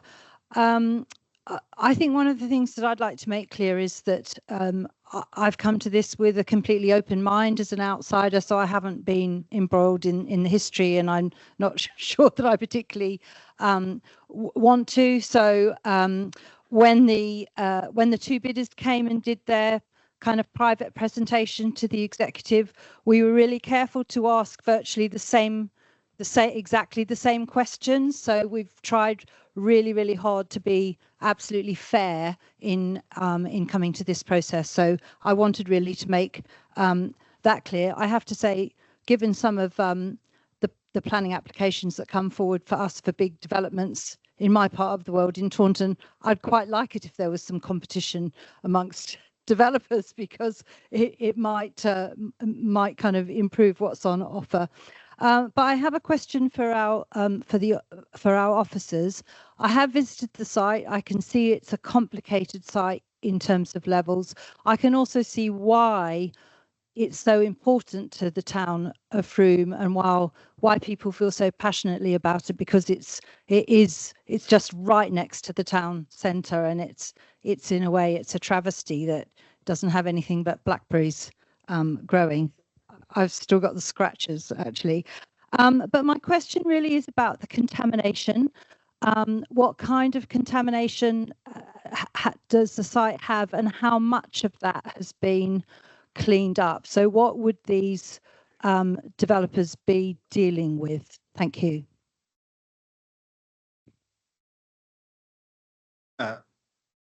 Move the microphone closer. There are various types of contaminant that are on site or have been on site. There is asbestos in various forms is on site. So far, in terms of the work that has been done using Homes England funding, we have mitigated and removed the ground based asbestos that was present from previous buildings that had been just pushed over and left. And we've also been into the buildings that remain on site and removed any dangerous asbestos. There is still asbestos in the roof of the buildings, but that is stable at the moment until something happens with that. We've done extensive survey work with ground holes, boreholes, thank you, across site, because there were very few records about what had been done to dispose of contaminants on site, whether that's oil-based contaminants or radioactive materials from microchips. The surveys came back with surprisingly very little concern under the ground. Having said that, there is a concern that there is contaminant in the ground underneath the warehouses that were the industrial units, and there is a risk that when development takes place, that will be squeezed out into the rivers. We have done exclusive survey work where we can, and we've even been through the concrete slabs of those warehouses to check, and nothing has come back. That is a risk, but there is an insurance policy that the council took out when it purchased to protect against that, and that would transfer to any future owner. So providing it's something which is already there, there is an indemnity policy against that. When the site was bought, the specification for the work was priced at around £9 million, and the council has undertaken £3.6 million worth of that work. The findings from that work probably would bring that £9 million down, because the level of contamination that we found from boreholes was lower, but there is still a considerable amount of work that would need to be done to check the ground before any land is moved, and that would fall to the developers. Thank you. Councillor Shearer. Thank you so much. I hope you can hear me. And thank you to Dixie for expressing thanks to both of the people who've been, or all three who've been presenting today, and thank you to the people who've asked questions and made comments. I have a question about planning, if I may. My question is, I've written it down so it makes more sense, hopefully. I wanted to know what the status of the planning application in section 106 is for each of the two proposals, just so I understand where they are. And has any other approach been made to the council about pre-application advice?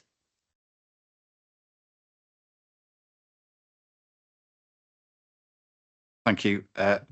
Taking the last point first, I'm not aware that any other party has approached planning department, but we would need to check that, because I'm not a planning officer. In terms of the status of the planning applications from the two parties, Mayday Saxonvale Development Limited have a board approval for their master plan. There is not a consent in place because a Section 106 agreement hasn't been agreed for that. The Acorn scheme was quashed under a judicial review. The original scheme, they have reapplied, resubmitted a revised scheme. I understand that's due to go to planning board in the very near future. But as it stands, there is no consent or board approval in place for the Acorn scheme.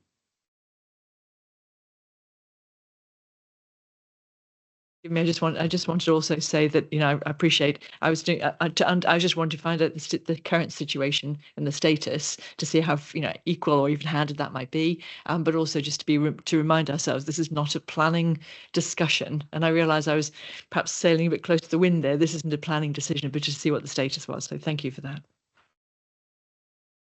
Thank you. Councillor Sarah Wakefield. Let's see if this works. Yes, I'd also like to pay tribute to both parties. I must say, having seen the site, and I have a background in as a lawyer, but not in building myself, it is a very difficult site to develop. I mean, there's a lot of challenges there. And I congratulate both parties actually for pursuing it in the way they have done and producing such interesting proposals. So I'm interested in that ability to develop and what will happen after planning is hopefully granted to either party. Presumably they will both have to enter into a Section 106 agreement, and in the case of Acorn, a new one, because it's a new application, but I'd like that clarified. And is it through the Section 106 agreement that we will be able to, as a council, to secure the affordable housing amounts and the other benefits to the community, schools, whatever it is we need? Is that, I'm just wanting to make clear that there will be, as I think there is in the original Section 106 agreement, contributions, and so that adds an extra level of cost to what's going to happen. Thank you. So yes, because taking the first point, the Acorn Section 106 would need to be re-signed with the new application if it was approved by board. And in terms of contribution towards education and so on within 106, that is defined through consultation with appropriate council experts, so that it is reflected in there. In terms of the affordable housing requirements, that will be taken into consideration when the application was considered at the board in terms of applying the planning policy requirements against the decision taken at planning board. My understanding is that quite a lot of developers of any type resile from their commitment to affordable housing through viability questions. And I know this is not a planning meeting, but how can we ensure that that doesn't happen, or can't we? I'm sorry, I'm not a planning expert. I don't want to give incorrect advice on that.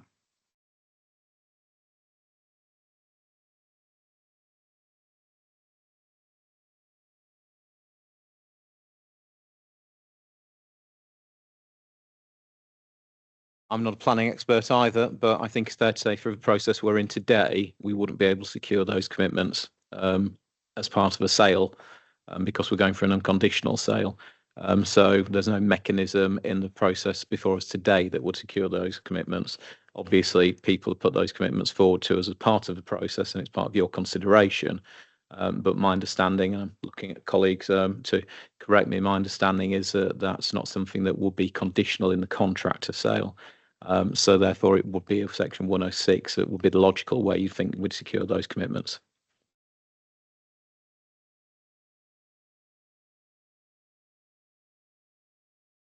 Are you looking around for any other questions from lead members? Councillor Theobert Phillip.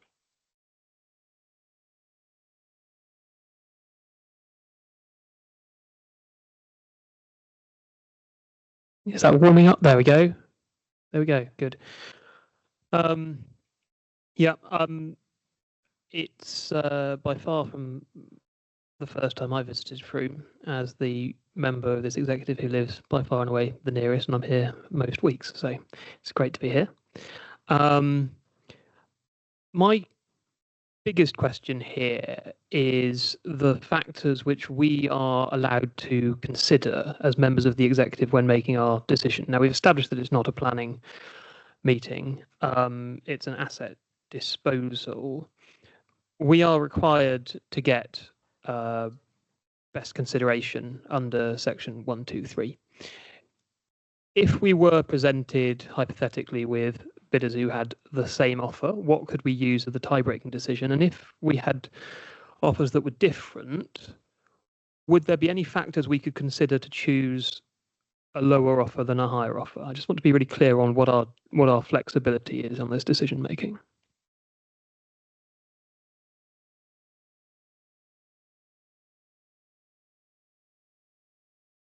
Thank you. I think so. Executive do have the option to consider other options, yeah, to go sort of back to the drawing board or to pursue one of the other options in the report. And I think that is an open decision. You can make that judgment without, you know, that would sit outside of a Section 123 best consideration judgment at this stage. That only applies when we sell and dispose of land.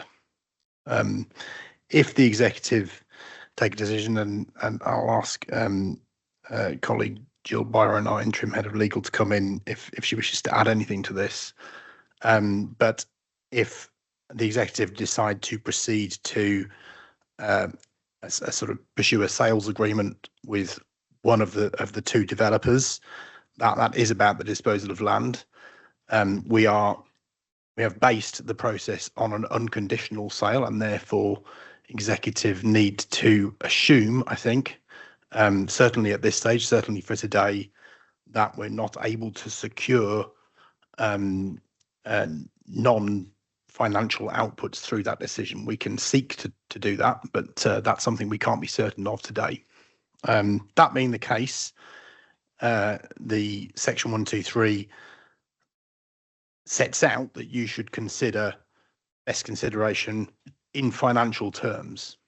Now, that's not just about the headline price you're being offered for the land. That is also about the viability and likelihood of receiving that consideration. And so the criteria that have been set out for each of the developers and that form the basis of the confidential report really flesh out all of the commercial aspects of the bids and hopefully give you the information that you need to make that essentially commercial and financial judgment on best consideration. But I would end by emphasising again that you can decide to do something else.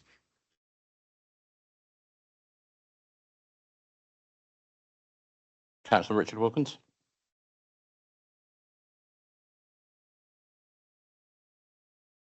Hello. Yeah.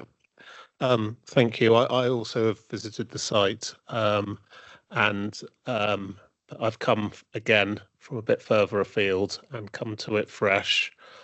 I'm quite interested in what happens going forwards in this in regards to timescale on whatever decision we reach. Could you just walk us through the timescales involved with any of the decisions we could take?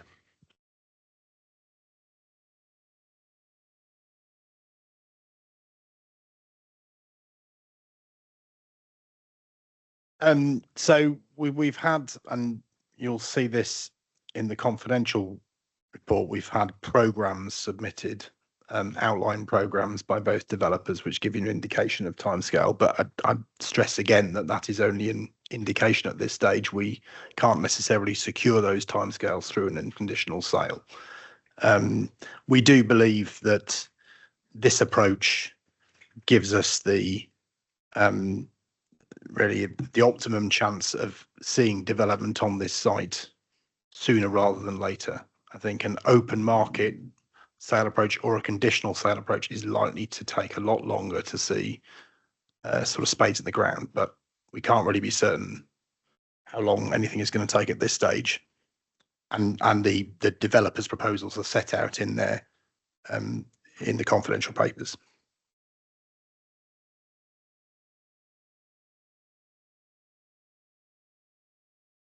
Sorry, can I just ask if that's if a sale is made? What if a decision is made not to sell or to defer?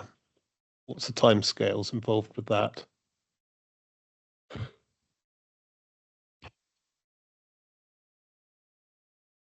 I think that would depend on what course of action the executive chose to take. If it's a decision to just retain the land and consider other options, it's an undefined period of time. I think I go back to the point that were made when Ollie presented the report, that the reason that we've gone down this route is because we see it as the best opportunity to get something delivered on site in the shortest time period. Thank you. Liz? Thank you, Chair. I'd like to ask officers if they can give us a status update on the involvement of a registered provider of social housing on each of the two proposals at this time, please.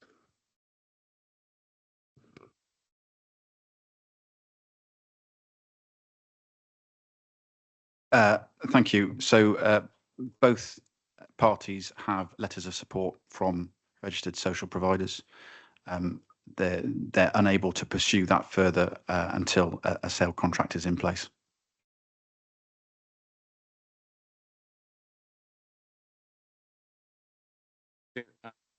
Councillor Heather Shearer again.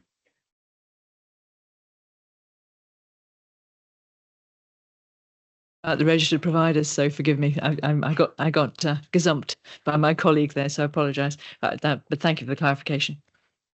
And Councillor Dixie Darch. Thank you. Can I just ask about the Homes England funding? So in the report, it says that Homes England grant funding was acquired in 2018. And the following conditions need to be met: delivery of 249 homes on the site, delivery of construction once it commences on site at a pace faster than the local market average for similar residential developments, minimum of 25% affordable housing and modern methods of construction. So I guess I've got a bit of a question about what the local market average is, and probably that's changed since 2018 because we were in a kind of quite a different economic and construction landscape there. But I suppose my real question is, if the successful bidder, assuming there's a successful bidder, goes ahead and doesn't fulfill those requirements, is the council liable to repay that Homes England funding? Thank you. Dealing with the point about pace of housing, I think Homes England make those statements deliberately vague because it's a negotiation once development starts, and it's a measurement which changes depending on the environment of the housing market. They were very explicit when the agreement was signed that they are not there to force people to build more houses if those houses aren't selling. In terms of the liability if the conditions are not met, as it stands, the agreement is with Somerset Council and they are Somerset Council's responsibilities. The key elements of the funding relate to building houses at pace and providing levels of affordable housing. Both proposals meet those requirements. Notably, the affordable housing element is below policy for Somerset. Excuse me.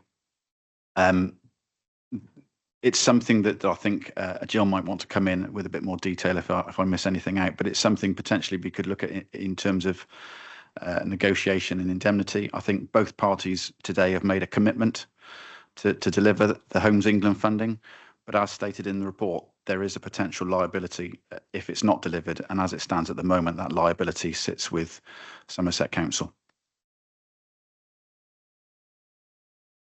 Nothing to add from Jill.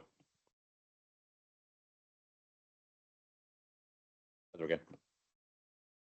Yes, I'm back on to kind of making sure we've got even-handed and the treatment of both bids. I did, and I'll be honest with you, I can't remember where I heard this, but I think there was a small delay actually in getting the bids submitted.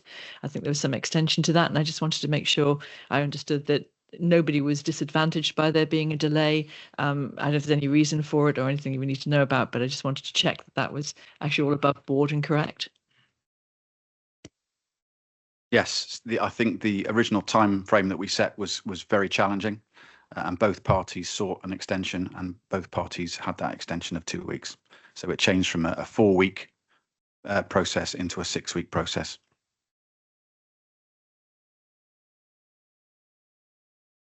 Sarah Wakefield. Yeah, thank you. I'm still a little bit concerned about the sale and overage agreement with Acorn, which is still there and it's not been terminated, even though it could be terminated. So am I correct in thinking that should we decide to sell the site to either of the two parties today, we would need to terminate it, and we might even add that to our decision if we were going to do that, because you can't have a legal agreement already in place if you're going to sell it to somebody else, and it's probably an encumbrance on the title as well. Yes, absolutely right. I think it would form part of the resolution if a decision is chosen to sell.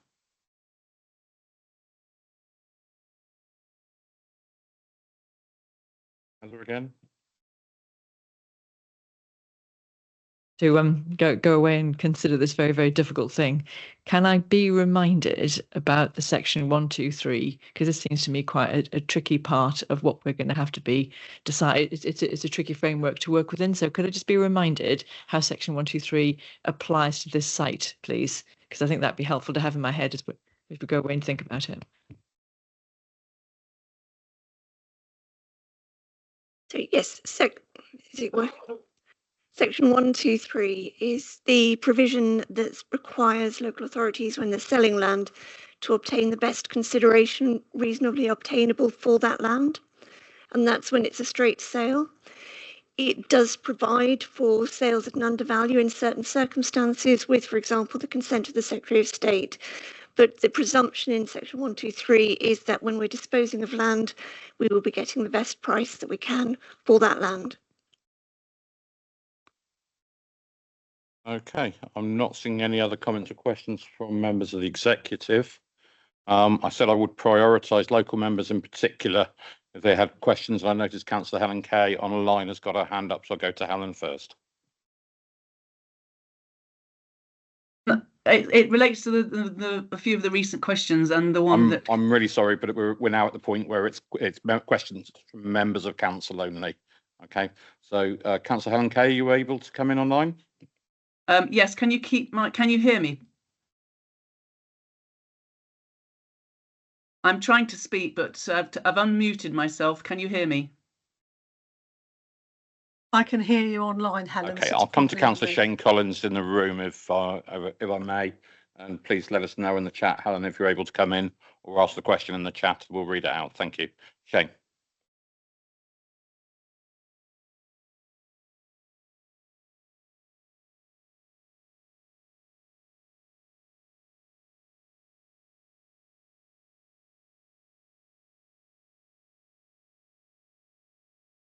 Mendip District Councillor since 2015 until its abolishment, and now a Somerset County Councillor for Froome East, which borders onto Mayday, onto Saxonvale. So I've been following this for some time. And in doing that, I've been doing quite a lot of research into this. So what I'm going to read out is a letter that was sent to the Somerset Executive from myself and also signed by Councillor Michael Dunk from Froome West, Councillor Martin Dimery, Froome West also, and Councillor Anne Hills from Berkeley Down. And I was hoping this letter would be included into the due diligence report, which I've had a brief look at. And if it is in there, great. And if it's not, I'd ask why not.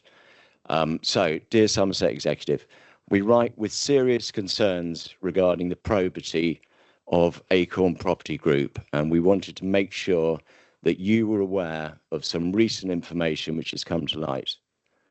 As councillors representing Froome, we are well aware that the Saxonvale development will affect our town for decades to come, and we want to make sure you have all the information needed to make the best decision for Froome today. I'd like to cover 5 points. Firstly, the recent revelations of the jailing of John Scott, director and founder of Acorn. I need to stop you at that point to seek legal advice. Thank you. Sorry? Just need to stop you at that point just to take some legal advice.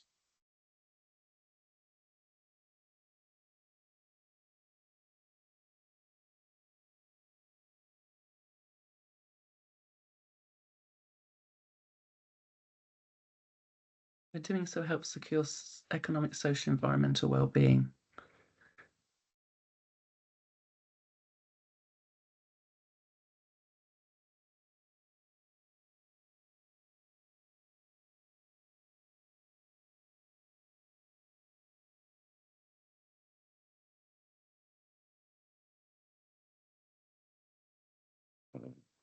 Okay. I believe you had a reply on this point that the conviction that I think you were going to come to is a spent conviction and therefore not a material consideration at this point. Will you be able to move on to your next point, please? Yeah, point 2, Companies House information regarding the insolvency of 19 Acorn companies over the last 20 years. Point 3, Acorn Cubis Bruton development and breach of contract between the promoters Land Lease Limited and Acorn. Point 4, opaque ownership of Acorn Property Group. Point 5, trust pilot complaints from other Acorn developments. Well, point 1, since it is a spent conviction for 3 years for jailed mortgage fraud, and this is noted in the Guardian, it's public knowledge. Thank you. So point 2, Companies House information. Publicly available accounts suggest that 19 Acorn companies have filed for insolvency in the last 20 years with a total deficiency of £43 million, £427,355. See attached, which I hope you had a chance to read. Whilst a special purpose vehicle or SPV is often used to set up for a housing development, a deficiency of over £43 million is unusual to say the least. Point 3, Acorn Cubis Bruton. You will have noticed in the Acorn presentation, this wasn't mentioned. Local promoters and architects Land House Limited, which is Mark Meara and Lucy Glendenning, are taking Acorn to court for unpaid debts and breach of contract. Mark Meara has posted the following on Trustpilot. Trust issues with this company. We made the mistake of trusting Acorn Property Group, and now we find ourselves in the extremely difficult situation having to pursue payments through the courts. We urge others to exercise extreme caution when dealing with Acorn Property Group or any of their subsidiary companies. Can you move on to your question, Councillor Collins, please? As their actions have demonstrated a lack of integrity and commitment to honouring their contractual obligations. Acorn Group ownership, point 4. Can we move on to the questions, please? Well, my question was, has this letter and the information in it, which is all publicly available information, been included in the due diligence report, which, having had a very quick glance at, I couldn't see. I don't know if there's other confidential papers, and if not, why not? Because I think the reputation and probity of developments is extremely germane to any decision the executive might have to make. Okay, thank you for your question. Can I carry on? I have 2 other points to make. It is for member question. I'm giving you latitude on a preamble. We can move to the questions. I'd appreciate it, please. Well, the question is, these publicly available information which I've outlined and sent to you and sent to the officers is to be part of the due diligence. If it's not included in the due diligence report, I'd like to know why not. Because it's unclear who owns Acorn Group. The short answer is we don't know who is the ultimate controlling party of RST Residential Investments, who own Acorn, since the Highgate Trust, who appears to own Acorn RST group of companies, is a trust and therefore does not have to reveal ownership. The excellent Somerset Confidential email of the 15th of May entitled A Mighty Oak ? Provides the details, and I hope you had a chance to look at them. 5, Trustpilot complaints from other developments. Although Trustpilot reviews are open to abuse, the 1-star reviews on Trustpilot reveal a litany of complaints and frustrations with unfinished works, groundwork still being done when the people have moved in, contractors not paid, and snagging jobs unfinished. Acorn have admitted to writing their own 5-star reviews. The above information gives us, as councillors, great concern as to the integrity and probity of Acorn and the wisdom of selling to them the major development space and asset in the centre of Frome. This will affect the continued regeneration of our town for generations to come. We hope that you will be able to look past the short-term promised financial gains, which, as I have outlined, may well not come to pass, and like others, may well end up in court, and look to satisfy the clear wishes and long-term future of Frome residents, and choose Mayday Saxonvale as the preferred, exciting and innovative developers. Thank you. Thank you, Councillor.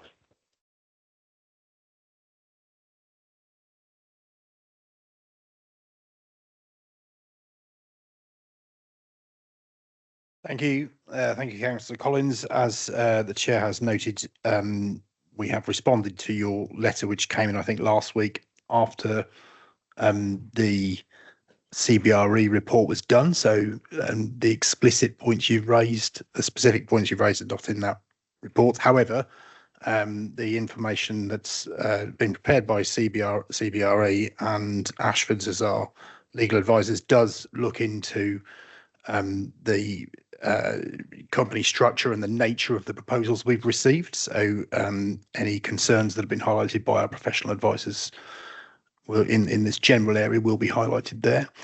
I'm not going to comment on the Bruton scheme. That's the matter of a live legal challenge. It's not appropriate to comment on that. It's not appropriate to comment on the Trustpilot concerns either. I would just say that the concerns that you've raised about the company structure, we have looked into that, and the other companies has information as officers additionally. So this is since the report was published. We don't have any concerns there. We think that the structure is quite clear, the ownership is quite clear, and that response has been set out to you. So there is a hierarchy of the ownership of the Acorn Property Group, and we're satisfied from the research we've done that there's no cause for concern there. Okay, thank you. Councillor Denton. Dawn.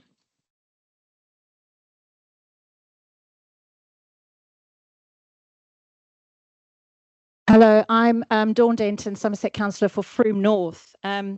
And today I'm not going to ask any of my own questions. I would like to pose questions of those who are in our community who don't feel comfortable speaking publicly due to the fear of the social media pylon. And these are just questions really for the executive to reflect on. Is each option able to pass the checks and balances to ensure with rising costs that the project will be completed and not revert to an incomplete site for more decades? But doing things how we have always done them, does that mean that we're going to get the same result? And is this an opportunity maybe for something new, exciting, and to see what's possible? But on the other hand, do we have the luxury to use this as a test opportunity in difficult, turbulent financial times? Or is it the perfect time to try? We know the site has been derelict for a long time. It's the heart and soul of Frome. It has the heritage of Frome, the rise and fall of industry, but also an opportunity to rise from the phoenix, be the phoenix rising from the ashes, an opportunity to do something very special. So your choice really today is what is best for Frome. And what does that mean? Well, it means choosing something where the organisation has the money to complete the project and fulfil their obligations of the needs, not only the wants of Frome, and a choice, not just about ideology,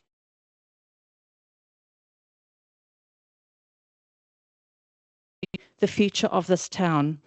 The site tells the story of Frome, and it's important that we preserve it, but also take action right away. I also have a confidential question that I'd like to pose, if that's possible, in the confidential session in relation to a financial question. Yeah, happy to take the. Thank you. Take a question in financial in private session. That's not a problem. In fact, that would be encouraged. I think some of those questions I've been asking myself as well over the last few weeks. I'm just looking around for who wants to take them. Mr. Sharkey, thank you. Very briefly, in response to those questions, in terms of certainty of some delivery, we cannot guarantee through an unconditional sale process certainty of delivery. It's an unconditional sale. However, all due diligence that we've done, which will be subject to feedback to members in a confidential session, looks into exactly that point. I think the key thing that the leader's been clear with me is that what we actually need to see is delivery for Froome. And, you know, that's not making comment about any developer. That's about saying that actually what Froome doesn't need is is this site to still be derelict in 20 years' time. So we have looked into that delivery. We have looked at that feasibility of delivery, and that's what we've fed back from CBRE in the confidential session. In terms of trying to do something different, it's a very good challenge. I've been involved in a number of schemes that people would have said were different in other places, and sometimes they work really well, sometimes they don't. That's quite difficult to test. And that's exactly why executive have got to make a decision today based on the information that officers can provide, but also what they hear from everyone else. And actually, I think the key point about value for money for Somerset taxpayer, it's not just about value for money as a concept, it's about the legal requirement on the council to secure value for money as well. But obviously, this is now for Somerset taxpayers, as well as for the people of Froome and future of Froome. So therefore, that's exactly the balance of decision points that members will have to consider when they come to a conclusion. Thank you. I'm going to try Councillor Helen Kay again. Helen, are you able to speak to us? Yes, can you hear me now? She has written it in the chat. I prefer her to say to have it in her voice rather than mine. Well, my microphone is unmuted. No, she's not coming forward. So, okay. Councillor Kay has asked, my question relates to whether Local Government Act 1972 could play a part in this decision. According to the Somerset Council Asset Disposal Plan, top of page 3, we can use this to make decisions. It says, Council can dispose of land at an undervalue where doing so helps secure economic, social and environmental well-being of the area, provided the undervalue does not exceed £2 million. Is this relevant? And if so, how would we establish this undervalue unless the land is on the open market? Ollie. Thank you, Councillor Kay. The Act is relevant. I think in this case, because we're looking at an unconditional sale, however, it's very, very difficult and likely to be challenged because the emphasis is on securing that social or economic development and environmental benefit. And through an unconditional sale, it is difficult to get that security. So we're looking at really a best consideration judgment on financial and viability terms here.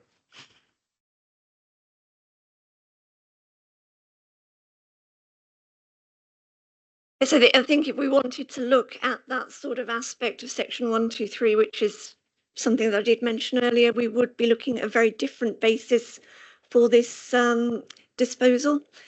So as Ollie has said, when we're looking at best consideration, we're not looking at disposal at an undervalue, where there are specific terms and conditions that we have to meet under the Act and under government guidance.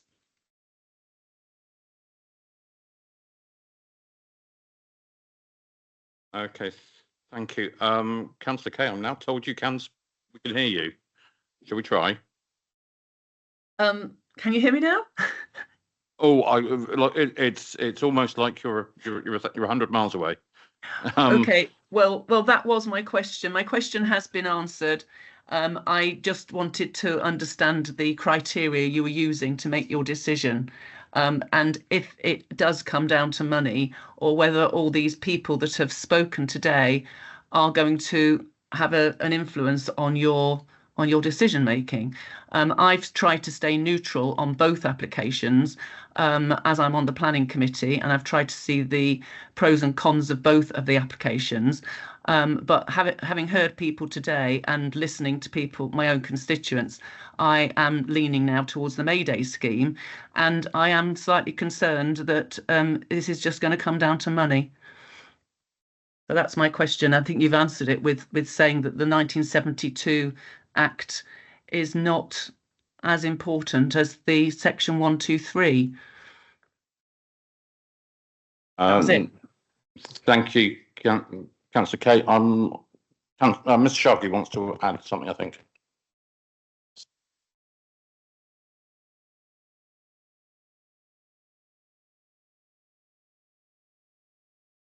Thank you, Councillor Kay. I think it's fair to say that the legal framework that we have to, am I booming here?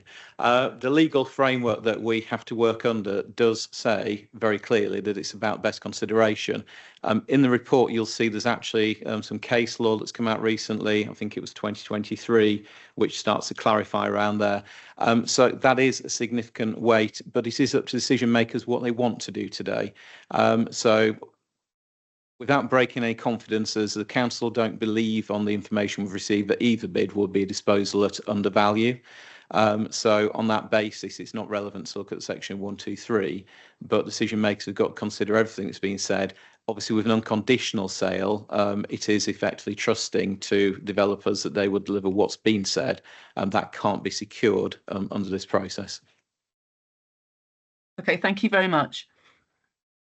Thank you, Councillor Kate, and just to try and assure people that the whole point of coming to Frome to try and have a fair and transparent system comparison between both of these bids is a genuine open-minded exercise, that we are here to listen and to take into account all of the points of view that are being put forward. So I hope that gives you some reassurance, Councillor Kay, that this isn't just a financial consideration. We are looking at a huge number of factors that are in this decision, and different members will weight those differently as well. So we do have quite a considerable burden on us in our decision making today. Councillor Michael Dunk.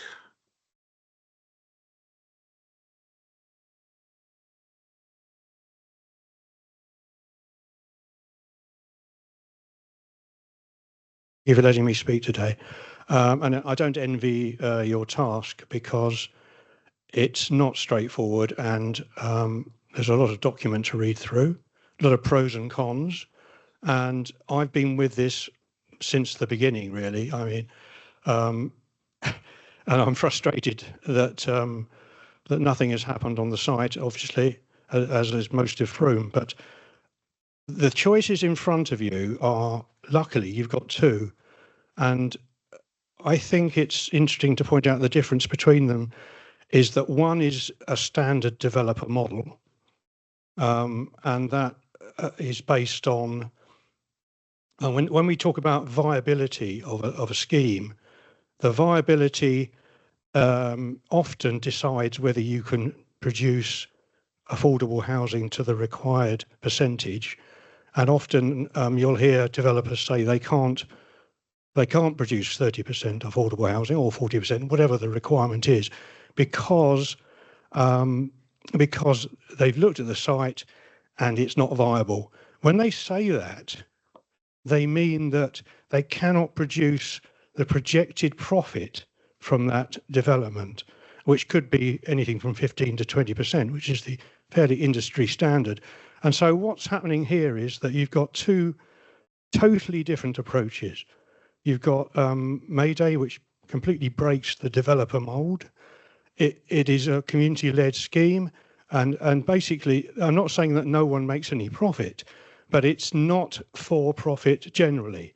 And what it means is that there's a buffer in there which enables them to say that they can produce 30% affordable with a great deal of confidence, because they haven't got to make the same profits. And that, I think, does make a difference. I would be slightly more confident that they are going to deliver that aspect of the scheme, which I think everyone believes is important. And they can also offer a very significant uplift on the commercial space. I mean, they're offering 114,000 square feet, and Acorn a 64.5 approximately. Now, that's quite a difference. And of course, Somerset will benefit from the business rates, which obviously isn't a factor to take into account. But I do think that you've heard all. I don't have to say it all again. You've heard all the positive things about May Day. Acorn's got some good things as well. I just think that if you try and make a decision based on getting rid of your deficit and taking money to do that, it will be a mistake. And I do have to say that. But I would say that I'm from Frome, and I've lived here for over 40 years. So I hope you make the right decision today. Thank you.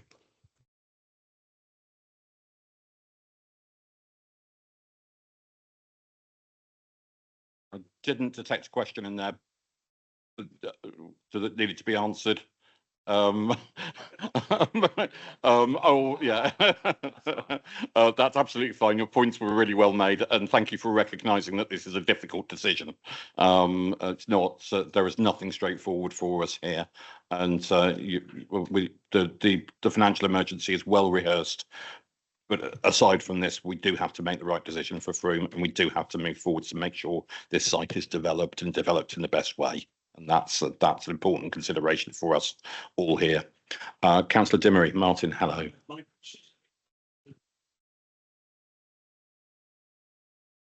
Of course.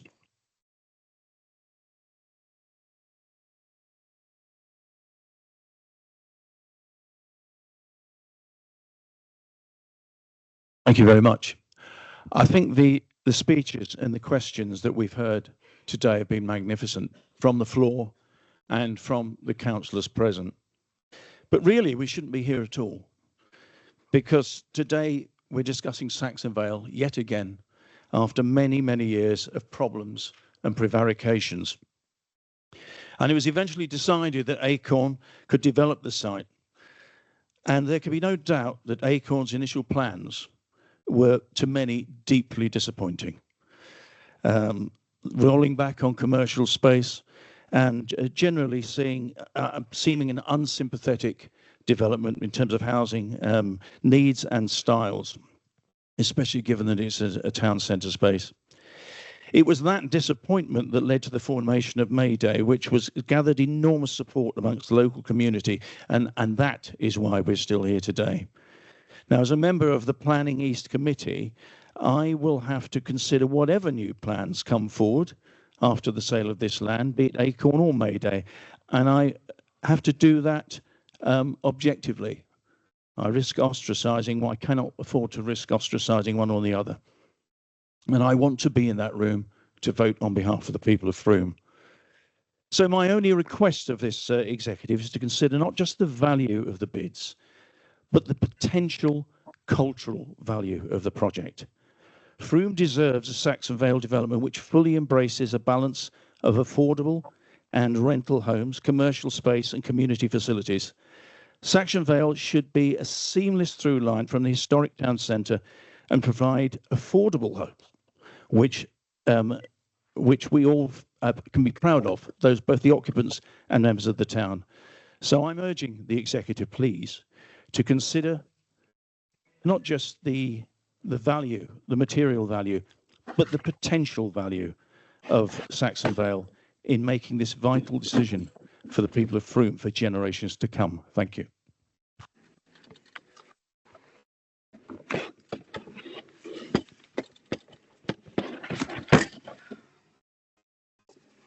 Seeing any other members of council wishing to ask a question or make a comment either online or in the room?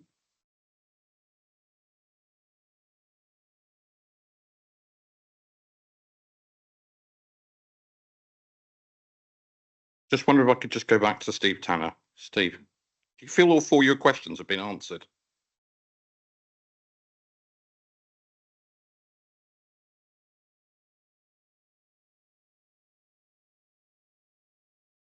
Thank you. Thank you.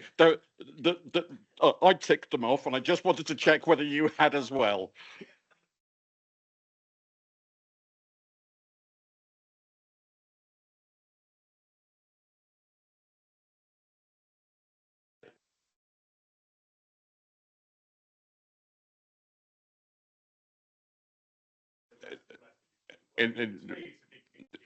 Indeed, there are questions that hang there that we're all very aware of. Hanging on the fence.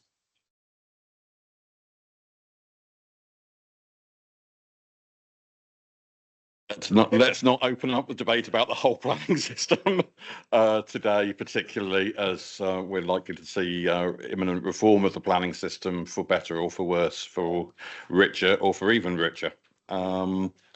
There we go. Okay, we will now be taking a comfort break and we'll be reconvening in private session. Could you just give me some advice? Where are we now? So, well, someone got.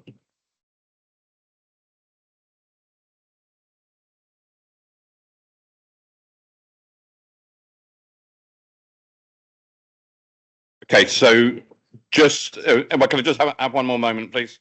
So we're going to take a 20-minute break now.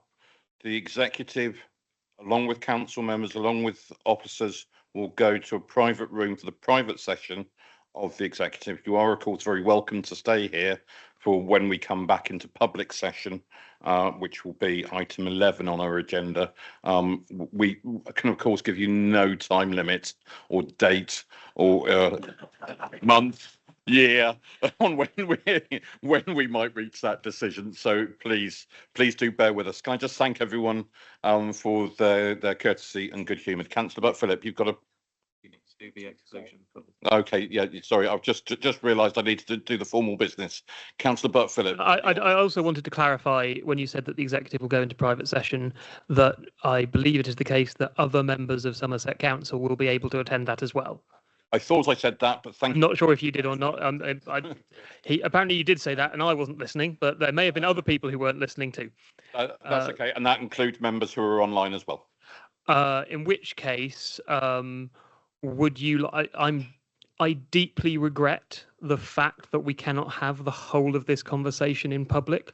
I think it would be enormously beneficial for everyone in this room to be able to hear it, but I don't write the law, so that is where we are. So someone has to formally propose in order for us to be in a position to have the conversations we need to have and to be able to take the decision we need to take. Someone has to formally propose that we go into confidential session for that, and I'm prepared to do it.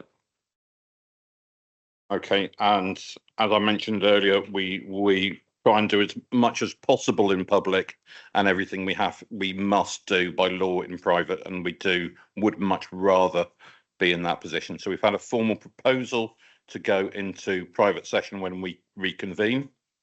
We need a seconder. We need it read out. Helpful to read. Okay. It's good from there. So, although the main report on this item is not confidential, supporting appendices available to members contain exempt information and therefore marked confidential, not for publication. At any point, if members wish to discuss information within these appendices, and that will be the next session, then the executive will be asked to agree the following resolution to exclude press and public.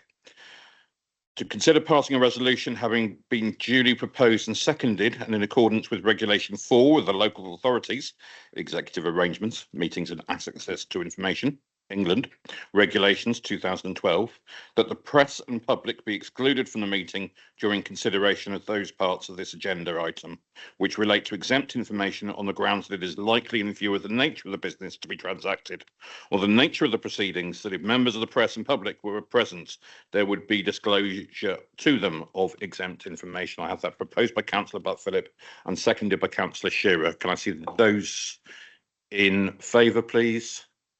Those against. Councillor Collins, do you have a question?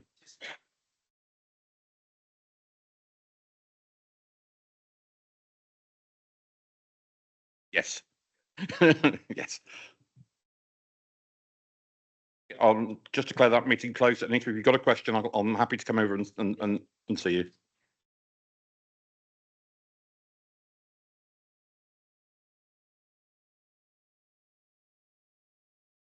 Thank you.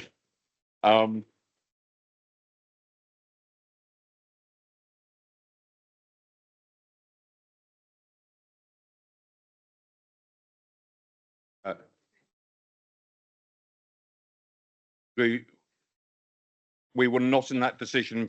We will try and give a rationale, but we won't be able to disclose anything that is confidential in that decision, is my understanding. So just to caveat, the answer is yes, Bart.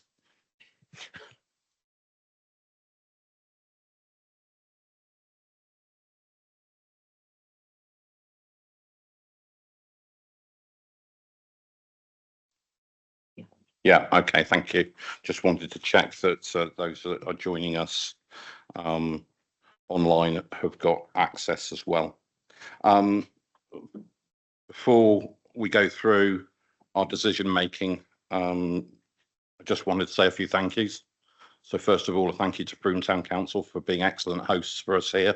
We really do appreciate the venue that you've offered and the hospitality that you've offered. And I'd like to thank all our staff that have contributed to today's meeting, to the Democratic Services team who set everything up and it's run smoothly, our legal team and for their advice. A huge thanks to the officers who've led on this, and that's particularly Ollie Woodhams and Adam Savory who've sat up here, but also Bex Jarman and Leslie Dolan as well. It's been so important that we've had their professional advice in all of this.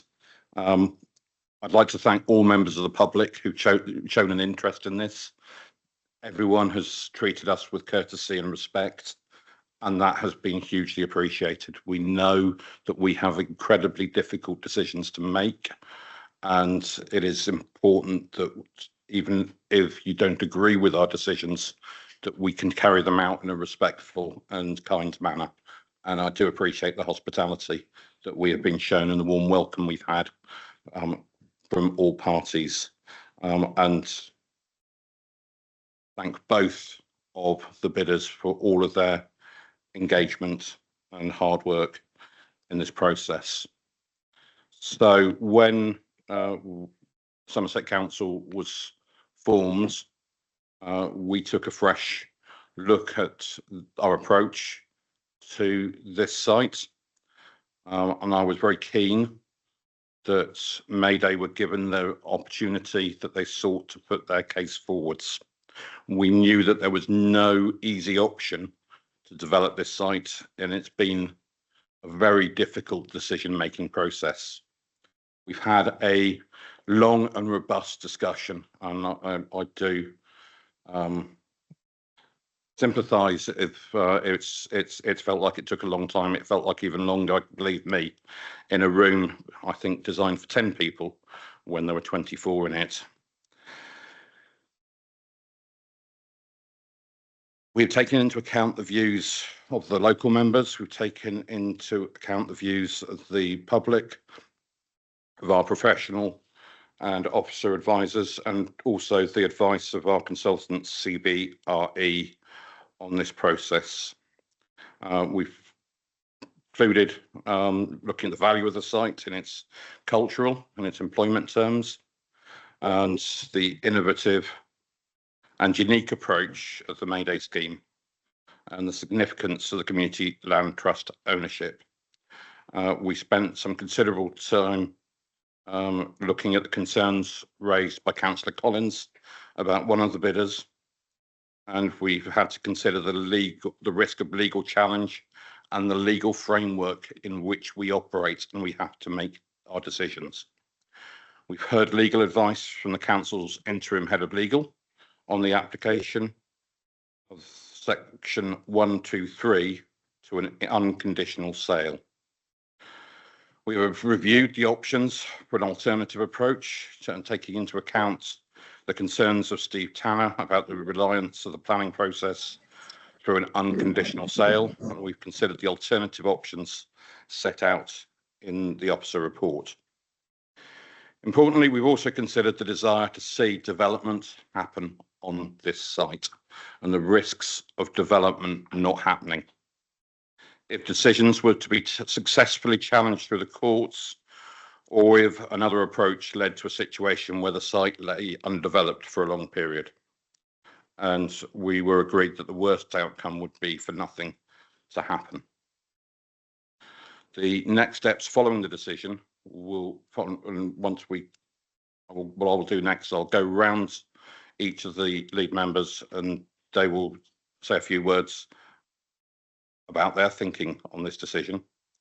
Following the resolution, we would need to do further due diligence, and officers taking this forwards will check back with me as leader, and we will keep the local members informed, and that will include around all the due diligence work, and I've given that commitment, and I'll give that commitment publicly.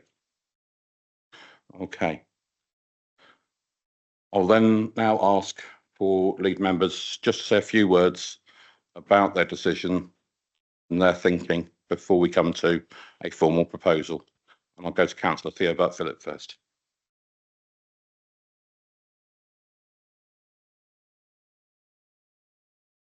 Hello? Yeah, okay. Just takes a little bit of time. Thank you very much, Chair. The first thing I want to say is just how enormously frustrated I am that no one else was able to see our deliberations over the past few hours. I think it would be hugely beneficial to the understanding of how we have approached this if people had been able to see those conversations. And there's nothing we can do about that, but it is an enormous shame, and that's what that is. Looking at today and previous discussions I've had with people in and around Frome, I've heard two consistent things be said. Firstly, as we heard from a lot of the public speakers today, go with Mayday. Secondly, make sure you get spades in the ground. Can we satisfy both of those objectives? Considering our legal requirements as a local authority to get the best consideration for this site, considering the fact that, and I'm told that this is allowed in the public session, one of the bids was higher than the other. To go with the lower bidder would require us, I believe, to have some really compelling reasons that would stand up to challenge both by our internal auditors or in the courts. So we've had to look at whether there was that compelling case that we could really rely upon. And to me, it's a great sadness that I don't think we can, because I love a huge amount of the aspirations of the Mayday application. I love the community ownership model. I love sort of many of the things that it has developed, and I wish that I could find a legal way through to say that's the preferred bidder. But for me, I simply haven't been able to find that course, and I've tried to get there, and I haven't. So that to me leaves, of the three options that we have in front of us, which is to designate a preferred bidder or to do something else, that leaves me with a choice between, we either say we're going to proceed on the basis that we will make Acorn the preferred bidder, or we don't designate a preferred bidder and we look at some other model of delivery for this site. So when it comes to what is in the best interests of this town, we have to consider, is it get spades in the ground, which is what we've heard. And I've come to the conclusion that to go down the route of not selling the site, as we have looked at, and to try some other form of delivery would just be taking this another 5-10 years maybe. So I've come to the conclusion that I think we need to proceed with the recommendations we have, choosing Acorn Group as the preferred bidder, and proceed on that basis to do the due diligence in advance of completing a sale.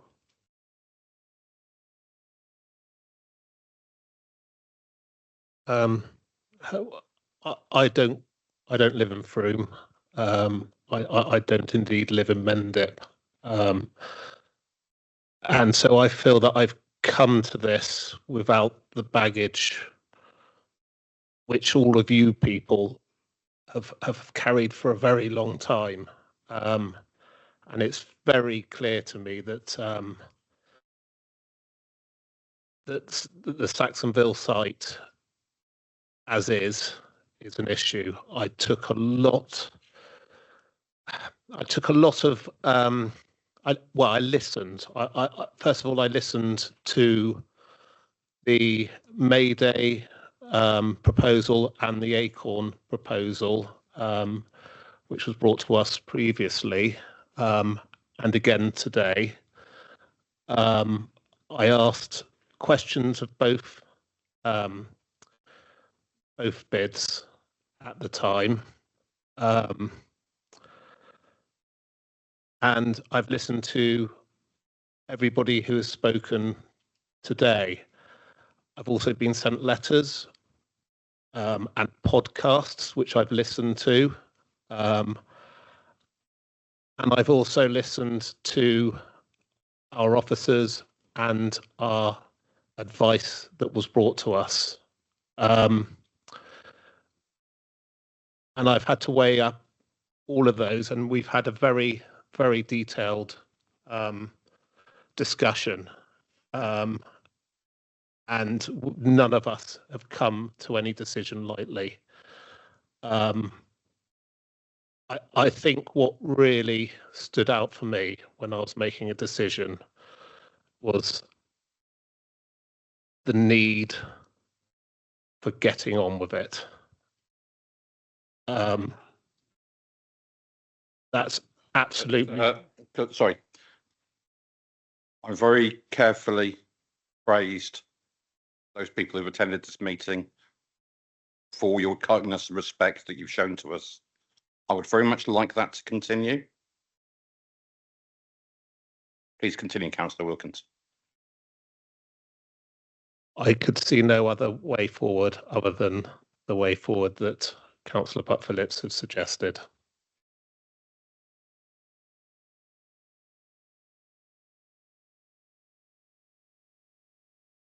Okay. Thank you. As others have said, this has been an incredibly difficult decision. For me, there's been a real struggle between my heart and my head. I'm a big fan of community land trusts. I'm a member of one in my local community. I'm supportive of community-led schemes. I'm part of the Transition Town movement. But I have come to this with, I've had to come to this with a very dispassionate, objective mindset, analysing and weighing up all the factors, including independent advice and our decision to go for an unconditional sale. I think if my life had turned out differently, I would be one of you arguing passionately for this, because that's kind of where I come from.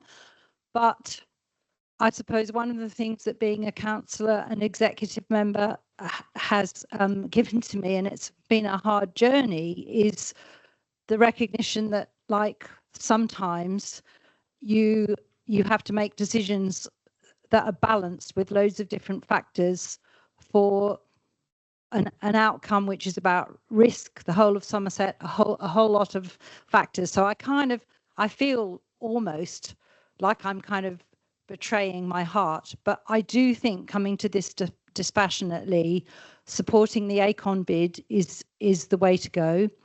I know that there will be many people in this room who will be bitterly disappointed. I really understand that.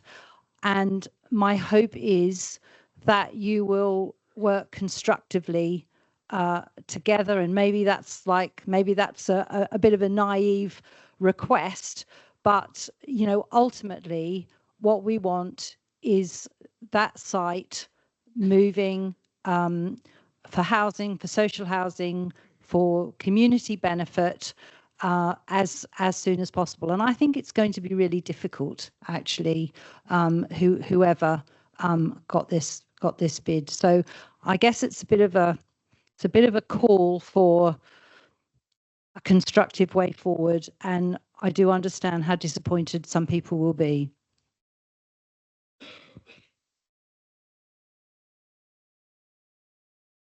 Yes, thank you. I echo what Dixie's just said, although I don't have her background in some of the community land trust stuff. I don't come from this part of Somerset either, and so I didn't know the site very well, or either of the parties particularly well, or at all actually. I think this has been a very difficult process. I'm grateful to both parties for remaining in it, quite frankly. It is so difficult that I wouldn't have, blamed either party for walking away. We've heard about the interesting and passionate attachment to Frome, which the residents clearly have, and that's very evident from what's been said today. And I trust them, actually, as Dixie has rather just said, to remain in this and to remain absolutely attached to what happens to the site and to make sure that it goes forward. I've considered the private evaluation of the bids we've had and the options we had to go with one or other or rebid. And I do take on board the town council leader who emphasised we just want it built on, and I agree with this very strongly. It's been obviously left for far too long. I want it to be brought forward as soon as possible, and I want the successful party, to do what they've said they'll do, and I hope that the strength of our planning system will hold them to it. On that basis, my feeling is that the Acorn bid would be the one that would be most successfully likely to achieve that. I'd just also like to say that when we get to the executive decision, we need to just slightly amend number C about the SOA agreement, but I'll talk about that when we get to that. Okay, thank you, Liz. Thank you, Chair. My colleagues and maybe other people in the room will know that Somerset Council currently has a capitalisation directive agreed with government, and we have agreed to fund that through the sale of council assets. Therefore, my principal concerns today and every day lie with financial risk for the council. So today I look at the risk on deliverability of the purchase price of this land. I look at the risk on the delivery of the development for reasons that encompass financial risk for the council and other risks. And there are, of course, huge financial risks for any developers, particularly at the moment. And the concerns that I hold on risk sit within our overriding aim as an executive and as an administration of achieving a viable Somerset Council. And to achieve that aim, we have to continue to take very difficult decisions, and this is one of them.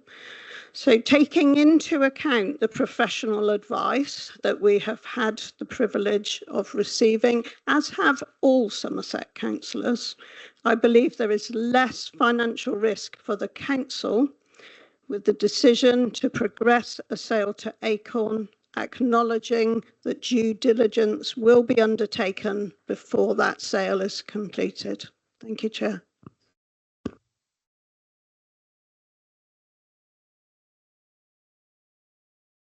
Thank you. I'll refer back to slightly earlier days. I'm very aware that my predecessors at Mendip District Council worked hard to assemble the land, knowing that this was a critical site for Frome and we couldn't let it lay redundant. They used money from the whole of the taxpayers in Mendip, but it was the right thing to do for Frome, and I commend them for doing that. I'm very aware that they also paid a premium for some additional land from the town council to add to the assembly of land, and that it was really hard work and well considered, but this was a site we needed to develop. I'm also very aware, and this is a personal thing, but I think you should understand, I came on site the day Mendip acquired the land, and I saw something which has always haunted me, I saw young children playing with asbestos on the ground within the site. I mean, in this day and age, that's just unforgivable. And we did get it fenced very rapidly. It was a dangerous site, and the young children shouldn't have been there, but inevitably it was a fun playground for them. So we then have seen over the last few years, Mayday develop their proposals from some fairly embryonic ideas to some fairly strong ones. And I note with interest that they've been very successful in also affecting and develop the Acorn bid. Many of the ideas about some of the land use and the shape of the site, etc., Mayday needs to take a lot of kudos that they got their ideas ahead. And also, I think I need to recognise that Acorn did listen, did alter. I think they changed their architect, and I'm sure as they go forward, they could continue to listen. I think that's really important because there is no one single fund of ideas, and I think that's important. I think the other thing I would like to say, and I share my colleagues, is that I was very taken by the leader of the town council making very clear a statement I've heard again and again. Let's get on with it. We need to get spades in the ground. And I think without doubt, if you look at the balance, and it is a balance of decision, the likelihood of getting spades in the ground and getting it built out promptly and effectively lies with Acorn. Doesn't mean to say that we don't see further amendments, and I would commend people to make sure that as they go through the process, including the planning process, that your voice is really heard about what you would like to see in that development. So it is a difficult site. It is one which we must see developed. And on the balance of everything, I think we always say with a degree of reluctance, but we need to recognise we need to get on with it, and I support the Acorn scheme. Excuse me, we will listen to members' courtesy and respect, please. Thank you, Chair. Coming at the end of a row of speakers means that there's not much I can say that's going to be new. What I would, though, like to say is to reiterate again a couple of things that's been said before. We have come and listened. We have listened to you here. We've listened through our debates when we're in private session. And like Theo said, I'm really sorry you couldn't hear some of that. There were some people in the room listening to that who at least, were very kind to say that we had been robust. And I think in some of the private sessions we've had when we've met with both of the proposed bidders, we were equally robust there. We were really throwing around every option that we had to look at and being very careful and considered, not at all predetermined or predisposed to any particular outcome. We've been challenging as much as we can. We can feel and hear and see the aspiration and the heart that's been in the room, and we know that. We know how important Saxonvale is to you and to the people of Frome. But we also have to balance the positions that's been described about where the positions, the legalities we work within, which means that to actually do anything other than what we're proposing, which is go with the Acorn bid, would both leave us open to challenge and possibly also keep that site undeveloped for years. So we are moving this way, and we really hope that everyone works together in order to take it forward as quickly as we can. Thank you. If you could.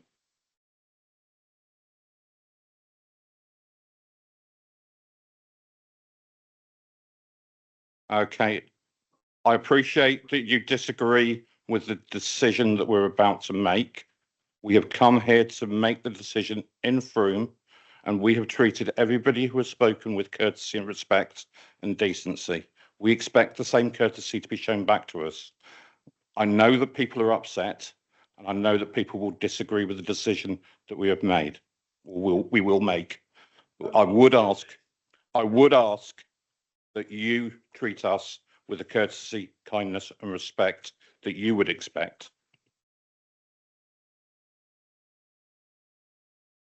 We need to move on. We need to move on. You are disrupting the meeting. You are disrupting the meeting. You will be asked to leave the meeting if you continue to disrupt it. Thank you. This is, for me, an extremely difficult decision. This site is complex. It's difficult to develop. And I so admire the passion and the energy behind the Mayday bidders in this process. However, given the advice that we've had on viability and our legal advice on best consideration, and also the imperative to develop the site in a timely way, I have reluctantly and with a heavy heart concluded that the Acorn bid does represent the most viable way to represent this site in a timely way. I would absolutely say to Acorn that I heard your commitment to work closely with the people of Frome.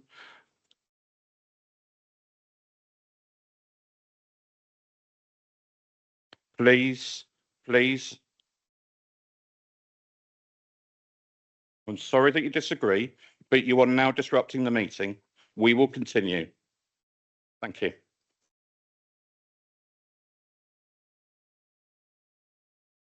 I'm sorry. Okay. No, we're not that you do not have the right to speak now. You need to stop disrupting the meeting or leave, please. Can you stop disrupting the meeting or leave, please? Thank you.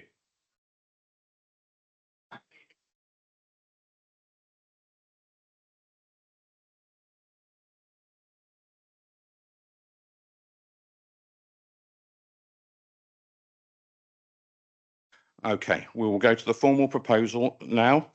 So as set out in the papers, we have, no, it's not.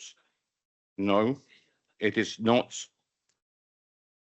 It is not. Now is not the time for public speaking. Now is not the time for public speaking. All of the lead members have explained their decision. We are now going to move to the proposal. Do I have a proposal for the recommendations? No, you are not showing respect to the chair. You are disrupting the meeting. You are disrupting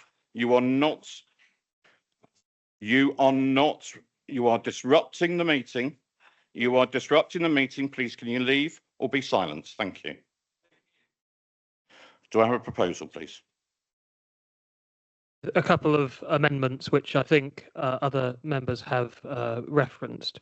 I know Councillor Wakefield wants to include an amendment to immediately terminate the sale and overage agreement with Acorn, and for that to be added to section C. And I also know that we have discussed previously that we would like to add the leader of the council to the consultees in recommendation C as well, so that the delegation is to the Service Director Strategic Asset Management in consultation with the lead member for economic development and the leader of the council. But with those two amendments, unless I've missed something out. Okay, do I have a proposer and seconder for the amendments, please? Proposed Councillor Wakefield, seconded Councillor Butt-Phillip. Can I see those in favour of those amendments, please? And those against? Right, the amendment's clearly carried. So we move on to the substantive. Can I see a proposer for the substantive as set out in the papers? Councillor Butt-Phillip, seconded by Councillor Darch. Can I see those in favour, please? Can I see those against? Okay. That decision has clearly been made.